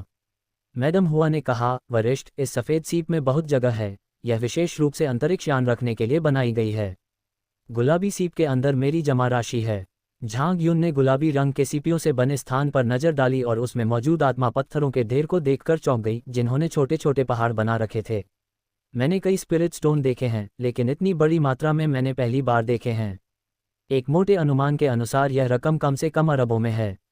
यहाँ कुल 5 अरब स्पिरिट स्टोन हैं और शेष 15 अरब स्पिरिट स्टोन मैं व्यापारी संघ में लौटने पर एकत्र कर आपको दे दूंगा। बिना समय बर्बाद किए झांग यून ने एक टोकन निकाला और दूसरे पक्ष को सौंप दिया, जबकि उसके बगल में खड़े लुवान कियानलियू ने तुरंत अपनी चाल चली। उन्होंने दूसरी तरफ के छोटे अंतरिक्ष यान से एक अधेड़ उम्र की महिला को बाहर निकाला। मैडम, मदद कीजिए। अधेड़ उम्र की महिला का चेहरा दहशत से भरा हुआ था। वरिष्ठ महोदय, क्या बात है? मैडम हुआ अचंभित रह गईं। यह आपके लिए एक अतिरिक्त उपहार है। झांग यून की उंगली के एक इशारे से लुवान कियानलियू के दमनकारी आभा के अधीन अधेड़ उम्र की महिला ने तुरंत अपने शरीर से राक्षसी ऊर्जा का एक प्रवाह उत्पन्न कर दिया। ताओली, तुम मैडम हुआ ने अधेड़ उम्र की महिला को आश्चर्य से देखा। मैं तुमसे जान की बाजी लगाकर लड़ूंगा। अपनी पहचान उजागर होने का एहसास होते ही अधेड़ उम्र की महिला बुरी तरह आपा खो बैठी। लेकिन रान सेनेरियो ने बस अपना हाथ उठाया और उसे कुचल दिया। झांग युन ने शांत भाव से कहा, शायद इन्हें दानव सीलिंग संप्रदाय ने भेजा है। भविष्य में अधीनस्थों की भर्ती करते समय आपको अधिक सावधान रहना चाहिए। धन्यवाद सीनियर। मैडम हुआ ने गहरी सांस ली, कृतज्ञतापूर्वक सिर झुकाया और तुरंत छोटे अंतरिक्ष यान में लौट गईं। फिर उन्होंने बाकी सभी को अंतरिक्ष यान में बिठा लिया और खुद को वहीं छोड़ दिया। ये जानकर कि उसके सबसे भरोसेमंद साथी को दानव सीलिंग संप्रदाय द्वारा भेजा गया था, वह अंदर तक कांप गई। अमर बनने के अवसर का सामना करते हुए इस समय वह किसी पर भी भरोसा करने की हिम्मत नहीं कर पा रही थी। आसपास के किसानों को भी पता चल गया था कि क्या हो रहा है। व्यापार। मैडम हुआ ने वास्तव में झांग युन के साथ एक टोकन का आदान प्रदान किया। उनकी आंखें तुरंत लाल हो गईं। उल्टी गिनती में 20 सेकंड से भी कम समय बचा देखकर वह घबराकर मैडम हुआ की ओर दौड़ा। झांग युन और उसके आदमी उसे हरा नहीं सके, लेकिन मैडम हुआ अलग थीं। जैसे ही वे मैडम हुआ की ओर दौड़े, सेलेस्टियल फेनोमेनन पैलेस के महल प्रमुख और उनमें से कुछ शक्तिशाली व्यक्तियों ने भी झांग युन को टेलीपैथिक संदेश भेजकर पूछा, वरिष्ठ, क्या आपके पास व्यापार करने के लिए और टोकन हैं? माफ कीजिए, बस इतना ही। झांग युन ने टेलीपैथी का इस्तेमाल नहीं किया, उन्होंने सीधे बात की। ये सुनकर निराश होकर सेलेस्टियल फेनोमेनन पैलेस के महल के स्वामी और अन्य लोग केवल मैडम हुआ की ओर बेतहाशा दौड़ पड़े। मैडम हुआ इसके लिए तैयार थीं। छोटा अंतरिक्ष यान गूंजने लगा और प्रकाश के एक घेरे से जगमगा उठा, जिससे सुरक्षात्मक अवरोधों की परत दर परत बन गई। इस पर खेती करने वालों के कई हमले हुए, लेकिन उनसे केवल मामूली हलचल ही हुई। इसकी रक्षा प्रणाली झांग युन को दिए गए विशाल अंतरिक्ष यान की रक्षा प्रणालियों के समान है। लिंग कबीले का व्यापारी संघ सचमुच बहुत समृद्ध है। झांग युन आश्चर्य से अपनी जीभ चटकाने से खुद को रोक नहीं सका। हुआ नाम की एक महिला अपने साथ 50 अरब आध्यात्मिक पत्थर और 2 अंतरिक्ष यान लेकर चल रही थी, जिनमें से एक बड़ा और एक छोटा था। उन्हें अंतरिक्ष यान का सटीक मूल्य तो नहीं पता था, लेकिन दोनों की संयुक्त कीमत निश्चित रूप से 5 अरब से अधिक थी। ये ठीक वैसा ही है जैसे मैडम हुआ अरबों आध्यात्मिक पत्थरों को अपने साथ लेकर घूमती हों। ये तो लिंग कबीले के वाणिज्य मंडल का केवल दूसरे नंबर का अधिकारी है। 200 अरब की संख्या तो कम ही लगती है। झांग युन ने अपना सिर हल्के से हिलाया। काटना। उसी क्षण चौक के केंद्र में लगी उल्टी गिनती की घड़ी बज उठी, जिससे पता चला कि केवल 10 सेकंड शेष हैं। झांग युन ने तुरंत कहा, यांगजू, तैयार हो जाओ, हम बाद में साथ में अंदर जाएंगे। एक तरफ खड़े किंगजियान जुन ने सिर हिलाया, उनके चेहरे पर उत्साह और भावनाओं का मिला जुला भाव था। आखिरकार यह अमर बनने का मौका है। हालांकि उसके पास टोकन था, लेकिन अगर झांग युन उसे वापस लेना चाहता तो वह आपत्ति का एक शब्द भी नहीं कहता। झांग युन ने इसके बाद और कुछ नहीं कहा। उनके विचार में एक ही जासूस काफी है। इसके अलावा अगर सचमुच अमर बनने का मौका मिले तो वे इसे अपने शिष्य को ही देना चाहेंगे, आखिर बदले में उन्हें 1000 गुना लाभ मिलेगा। वूश! तभी मेरे कान के पास से एक सरसराहट की आवाज आई। धमाका! ऊर्जा के एक आश्चर्यजनक प्रवाह ने मैडम हुआ के छोटे अंतरिक्ष यान की सुरक्षात्मक बाधा पर प्रहार किया, जिससे बहुस्तरीय सुरक्षात्मक बाधा में एक दरार पड़ गई। अच्छा नहीं है। मैडम हुआ के चेहरे के भाव में अचानक बहुत बड़ा बदलाव आया। इससे पहले कि वह कोई प्रतिक्रिया कर पाती, भूरे रंग के चोगे में लिपटा और लोहे के जूते पहने एक व्यक्ति उसके सामने प्रकट हुआ। उसने उसकी गर्दन पकड़ ली और उसे ऊपर उठा लिया। तेज आवाज, तारांकन। फिर बिना किसी झिझक के उसने उसके कपड़े फाड़ दिए और अंदर रखा पारदर्शी टोकन तुरंत बाहर गिर गया। नहीं! मैडम हुआ का चेहरा एकदम पीला पड़ गया। धूसर वस्त्र पहने उस व्यक्ति ने टोकन को सीधे झटपट पकड़ लिया। महायान काल। उसके बगल में मौजूद विशाल अंतरिक्ष यान पर झांग युन आश्चर्यचकित दिख रहा था। काटना। समय पूर्ण हुआ। ... स्टॉप। अध्याय 550 अमर प्रकट होता है। किसी के कुछ सोचने से पहले ही चौक के बीचों बीच चल रही उल्टी गिनती गायब हो गई और उसकी जगह प्रकाश की 3 किरणें दिखाई देने लगीं। टोकन झांग युन, किंगजियान जुन और उस धूसर वस्त्रधारी व्यक्ति पर गिरे जिसने अभी अभी मैडम हुआ से टोकन छीना था। इसे मुझे वापस दे दो। ये टोकन मेरा है। ये देखकर मैडम हुआ आपा खो बैठी। उन्होंने अपनी चरम नवजात आत्मा अवस्था की ऊर्जा को उजागर किया और उन्मादपूर्वक उसे अपने सामने खड़े धूसर वस्त्रधारी महायान अवस्था के व्यक्ति पर बरसा दिया। धूसर रंग का चोगा पहने उस व्यक्ति ने एक उंगली से इशारा किया। मैडम हुआ का शरीर अकड़ गया। बूम! उसका पूरा सिर मौके पर ही फट गया। मैडम हुआ! वहां मौजूद लोग भयभीत दिख रहे थे। ये देखकर झांग युन ने भौहें चढ़ा लीं। मैडम हुआ पर अभी भी उसका 15 अरब स्पिरिट स्टोन और कई अन्य चीजों का कर्ज बाकी है। मैं इस तरह नहीं मर सकता। जैसे ही धूसर वस्त्रधारी व्यक्ति मैडम हुआ के शव के भीतर बची हुई आत्मा को नष्ट करने वाला था, तभी झांग यून के बगल से अराजक प्रवाह वाली 2 काली जादू की किताबें उड़कर बाहर आ गईं। हालांकि इससे पहले कि वे कुछ कर पाते, अचानक चौक के केंद्र से एक जबरदस्त खिंचाव बल उत्पन्न हुआ। जिस स्थान पर उल्टी गिनती चल रही थी, वहां एक खुला पोर्टल प्रकट हुआ और झांग यून, किंग जियानजुन और धूसर वस्त्रधारी व्यक्ति से निकलने वाले प्रकाश से एक खिंचाव बल उत्पन्न हुआ। झांग यून वुहाई, लुओ लियान और तियानलैंग वान को अमर खजाना मंडप में वापस लाना चाहता था, लेकिन बहुत देर हो चुकी थी। उनकी रक्षा करो, वह केवल आदेश दे सका, इससे पहले कि वह खिंचाव के कारण पोर्टल के भीतर खिंच जाए। अमर बनने का अवसर, यही अमर बनने के अवसर का प्रवेश द्वार है। कोई बात नहीं, शुरू करो। ... ये देखकर वहां मौजूद असंख्य साधक घबराकर द्वार की ओर दौड़ पड़े। Puff puff puff. लेकिन इससे पहले कि वे द्वार के पास भी पहुंच पाते, आगे बढ़ने वाले असंख्य साधक द्वार से निकलने वाली एक तीव्र आघात तरंग के कारण खून की उल्टी करते हुए पीछे की ओर उड़ गए। जब तक किसान उतरे और उठे, तब तक चौक के बीचों बीच स्थित द्वार गायब हो चुका था। उसी समय एक ज्वार की लहर की तरह टेलीपोर्टेशन ऊर्जा का एक प्रवाह उस क्षण में पूरे प्लाजा में फैल गया। किसानों के कुछ प्रतिक्रिया करने से पहले ही वे सब घिर गए। कुछ ही देर में उस विशाल चौक में मौजूद सभी लोग और जानवर टेलीपोर्ट होकर कहीं और चले गए। केवल एक ही व्यक्ति बचा था, या अधिक सटीक कहें तो एक बच्चा। ये वुहाई था, एक चुड़ैल का पुनर्जन्म। एक कोमल आवाज सुनाई दी। चौक में खड़ा वुहाई अचानक सतर्क हो गया। कुछ ही देर में उसके सामने एक प्रेत प्रकट हुआ। उस मायावी आकृति के लहराते बाल थे और उसकी भौहों के नीचे तारों के समान विशाल आंखें थीं। वह सफ़ेद वस्त्रों में एक सुंदर युवक था। यह अमर शक्ति आपकी पूर्ववत शक्ति को पुनः प्रदान कर सकती है। सफ़ेद वस्त्र पहने युवक ने नन्हे वुहाई की ओर देखा और मुस्कुराते हुए बोला। ये सुनकर वुहाई ने कुछ नहीं कहा, बल्कि सीधे उसकी ओर देखती रही। लेकिन मेरी एक शर्त है। ये सोचकर कि युवक को इसमें रुचि है, सफ़ेद वस्त्रधारी युवक ने आगे कहा, ठीक होने के बाद हमारे लाल सागर में शामिल हो जाना। 10,000 साल बाद यदि तुम संतुष्ट न हो तो तुम कभी भी जा सकते हो। तुम्हारा क्या कहना है? याओ, वुहाई ने पुकारा। सफ़ेद वस्त्र पहने युवक चौंक गया और फिर वुहाई ने अचानक अपनी छाती की ओर इशारा करते हुए कहा, पिंग पिंग। उद्धरण चिन्ह प्रश्नवाचक चिन्ह प्रश्नवाचक चिन्ह प्रश्नवाचक चिन्ह उद्धरण चिन्ह। सफ़ेद वस्त्र पहने युवक ने अनजाने में अपनी छाती पर नजर डाली, लेकिन वहां कुछ नहीं मिला। थोड़ा हैरान होकर उसने पूछा, इसका क्या मतलब है? वुहाई ने कहा, मैं पिंग पिंग के खेमे में शामिल नहीं होऊंगा। सफ़ेद कपड़े पहने युवक ने भौहें चढ़ा लीं। पिंग पिंग, क्या लाल सागर में ऐसा कोई व्यक्ति है? अगर ऐसा है तो फिर भूल जाओ।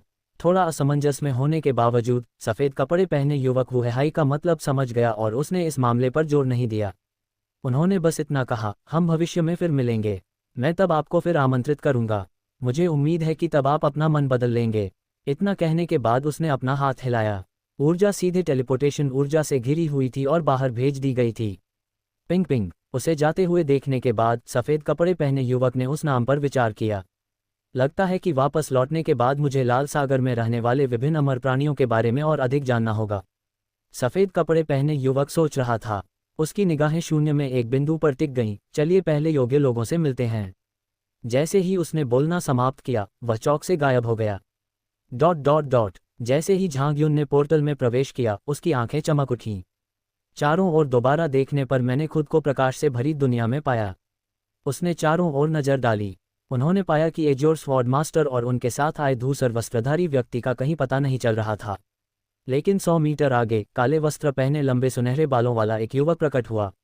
मूल सिम्युलेटर विवरण। यह आदिम ऊर्जा को अन्य ऊर्जाओं के साथ मिलाकर बनता है, जो एक साधक के संघनन का अनुकरण करता है, और इसमें साधक की पिछली अवस्था की संपूर्ण शक्ति समाहित होती है। क्षेत्र शून्यता शोधन चरण का शिखर, तीसरा स्तर। शारीरिक बनावट स्वर्णिम अमर शरीर, परम शरीर।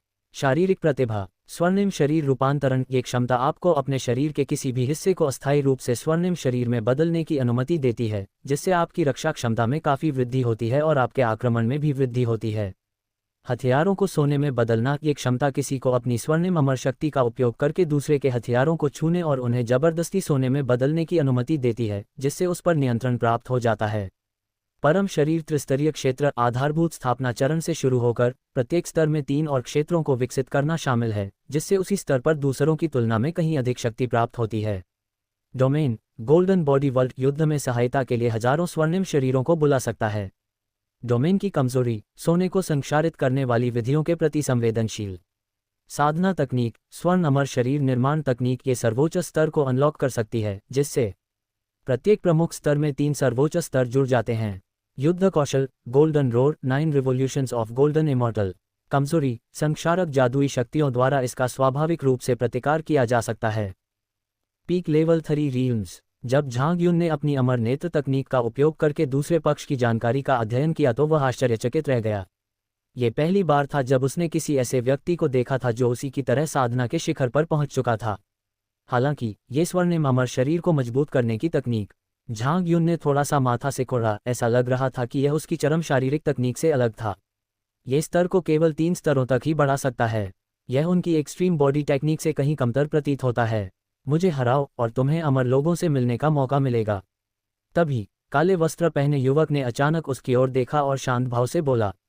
झांग युन ने भौहें उठाकर पुष्टि के लिए पूछा, क्या तुम्हें हराना ही सब कुछ है? हाँ, काले कपड़े पहने युवक ने सिर हिलाया और कहा, लेकिन तुम्हारे पास सिर्फ एक मौका है। एक बार तुमने चाल चल दी तो तुम रुक नहीं सकते। तुम अभी तैयारी कर सकते हो, लेकिन योग्यता टोकन हासिल करने वाले बाकी 2 लोग भी मेरे ही जैसे किसी एक के खिलाफ उसी स्तर पर लड़ रहे हैं। यदि तुम में से कोई भी मुझे समान स्तर पर हरा देता है तो बाकी दोनों अमर को देखने का मौका खो देंगे। तुम समझ गया, चलो। झांग युन ने उसे बीच में ही रोक दिया। काले कपड़े पहने युवक ने उसकी ओर देखा और पूछा, क्या तुम कोई तैयारी नहीं करने वाले हो? जरूरत नहीं। झांग युन ने अपना सिर हिलाया। काले कपड़े पहने युवक ने कहा, तो चलिए शुरू करते हैं। गर्मागर्म। जैसे ही उसने बोलना समाप्त किया, वह हरकत में आया और एक मानव आकार की काली बिजली की तरह तेजी से बाहर निकल गया। गर्मागर्म। लेकिन जैसे ही मानवाकार काली बिजली की चमक निकली, उससे भी तेज गति से एक सफेद मानवाकार बिजली की चमक आ गई। टकराना, एक जोरदार धमाका। झांग युन एक मानवरूपी सफेद बिजली की तरह प्रकट हुआ और उसने एक ही हथेली के प्रहार से काले वस्त्र पहने युवक को सीधे जमीन पर गिरा दिया। You have lost. Zhang Yun ने जमीन पर पड़े काले कपड़े पहने युवक पर उदासीनता से नजर डाली। काले कपड़े पहने युवक पूरी तरह से अचंभित दिख रहा था। यह एक युवा स्वर्ण अमर है जिसने उच्चतम स्तर तक साधना की है, फिर भी उसे उसी स्तर के किसी व्यक्ति ने एक ही वार में मार डाला। अमर कहाँ है? इससे पहले कि वह और कुछ सोच पाता, झांग युन बोल पड़ी। हे, ये सुनकर काले कपड़े पहने युवक अपनी हंसी नहीं रोक सका और अचानक उसका पूरा शरीर कांपने लगा। जैसे ही झांग युन को एक भयानक खतरे का आभास हुआ, उसके चेहरे के भाव बदल गए और वह तेजी से पीछे हट गया। अगले ही क्षण सफेद वस्त्रों में एक सुंदर युवक प्रकट हुआ, जबकि काले वस्त्रों में मौजूद युवक ऊर्जा में परिवर्तित होकर विलीन हो गया। झांग युन ने अमर नेत्र तकनीक को सक्रिय किया, लेकिन वह पूरी तरह से खाली था। कुछ महसूस करते हुए उसकी पुतलियां थोड़ी सिकुड़ गईं और उसने अनिश्चितता से पूछा, तुम कौन हो? मैं वही व्यक्ति हूं जिसे आप देखना चाहते हैं। सफेद वस्त्र पहने युवक ने हल्की सी मुस्कान दी। झांग युन ने गहरी सांस ली, उसके दिल में सतर्कता की भावना जागृत हुई। इससे पहले कि वह कुछ और सोच पाता, सफेद कपड़े पहने युवक ने हाथ हिलाकर इशारा किया। झांग युन के शरीर पर लगा पारदर्शी योग्यता चिन्ह अनियंत्रित रूप से उड़ गया। उसी समय इस दीप्तिमान दुनिया के दोनों ओर से 2 और समान पारदर्शी योग्यता टोकन उड़ते हुए आए। ये 2 पारदर्शी टोकन, जिन पर क्रमशः बाएं और मध्य के अक्षर अंकित हैं, स्पष्ट रूप से नीले रंग के तलवार मास्टर और धूसर वस्त्रधारी व्यक्ति से संबंधित 2 अन्य योग्यता टोकन हैं। झांग युन की विस्मय भरी निगाहों के सामने सफेद वस्त्रधारी युवक के हाथ में तीनों योग्यता चिन्ह आपस में मिल गए और एक सफेद चिन्ह बन गए। यह सफेद वस्त्रधारी युवक ने शांत स्वर में कहा, यह मेरे लिए अमर बनने का अवसर है। जैसे ही उसने बोलना शुरू किया, सफेद टोकन झांग युन की ओर तैरने लगा। झांग युन ने अमर नेत्र तकनीक को सक्रिय करने का प्रयास किया, लेकिन वह टोकन पर कोई जानकारी नहीं देख सका। हालांकि वह टोकन पर 2 बड़े अक्षर अपनी नंगी आंखों से देख सकता था, अमरता के लिए प्रतिस्पर्धा। ऊपर लिखे 2 शब्दों को देखते हुए उसने अपनी भौहें थोड़ी सी ऊपर उठाईं। सफेद वस्त्र पहने युवक ने शांत भाव से कहा, अमरता के लिए प्रतियोगिता आवश्यक है। मैं तुम्हें जो दे रहा हूं वह अमरता की प्रतियोगिता में भाग लेने की योग्यता है। ये सुनकर झांग युन ने सफेद कपड़े पहने उस युवक को कुछ उलझन भरी नजरों से देखा। 2 साल बाद आपके महाद्वीप पर स्थित स्पेशियल वंडरलैंड नामक स्थान के भीतर अमर साधना का एक प्रवेश द्वार प्रकट होगा। उस समय आप इस टोकन का उपयोग करके अधिकतम 2 सहायक साधकों को उसमें ले जा सकते हैं। सफेद वस्त्र पहने युवक ने समझाया, यदि तुम अमर बनना चाहते हो तो जाओ और इसके लिए लड़ो। तुम्हारे आने के इनाम के तौर पर मैं, अमर, तुम्हें कुछ दूंगा। सफेद वस्त्र पहने उस युवक ने हाथ के इशारे से अपने चारों ओर की रोशनी से घिरी हुई एक आकृति को आग की लपटों में लिपटा हुआ प्रकट कर दिया। ये कठपुतली मैंने पापकुल के मुखिया का उपयोग करके बनाई है। जब तक आप इसे पर्याप्त शक्तिशाली शव कंकाल प्रदान करते हैं, यह अमरता के मार्ग में आपकी बहुत बड़ी सहायता बन सकती है। ये सुनकर झांग युन ने अपनी भौहें उठाईं और अपनी अमर नेत्र तकनीक का उपयोग करके कठपुतली को स्कैन किया। Phoenix ward clan corpse puppet. विवरण: ये फीनिक्स वॉर्ड क्लैन के एक सदस्य के शव से बनाया गया है, जो जीवन के महायान चरण के चरम पर था। क्षमता: ज्वाला आत्मा नियंत्रण। जीवित प्राणियों के शवों या कंकालों से अपनी ज्वाला जोड़ सकते हैं और उन्हें लड़ने के लिए नियंत्रित कर सकते हैं। ... झांग युन की आंखें थोड़ी सिकुड़ गईं। महायान अवस्था के शिखर पर पहुंचे फीनिक्स वॉर्ड क्लैन के एक सदस्य का शव, जो सिन क्लैन का मुखिया था। हमारे सामने मौजूद शव की कठपुतली स्पष्ट रूप से अपने जीवन काल में फीनिक्स वॉर्ड क्लैन का मुखिया था। लगे रहो, नन्हे बच्चे, सफ़ेद वस्त्रधारी युवक ने कहा। मुझे उम्मीद है कि यह हमारी आखिरी मुलाकात नहीं होगी। अगर भविष्य में कभी हम अमर सिंहासन के लिए संघर्ष करें तो लाल सागर शब्द याद रखना। तुमसे बात करने का मेरा यही एकमात्र उद्देश्य है। जैसे ही उसने बोलना समाप्त किया, सफ़ेद कपड़े पहने वह युवक गायब हो गया। वरिष्ठ झांग युन कुछ और कहना चाहता था, लेकिन बहुत देर हो चुकी थी। जैसे ही सफ़ेद वस्त्रधारी युवक गायब हुआ, आसपास का अंतरिक्ष हिंसक रूप से कांप उठा और टेलीपोर्टेशन ऊर्जा का एक प्रवाह उसकी ओर तेजी से बढ़ा। ये देखकर झांग युन के पास ज़्यादा सोचने का समय नहीं था और उसने जल्दी से अमर प्रतियोगिता टोकन और फीनिक्स शून्य कबीले के प्रमुख की लाश की कठपुतली को अपने बगल में रख दिया। संचारित ऊर्जा ने उसे तुरंत घेर लिया। ... स्टॉप्ड।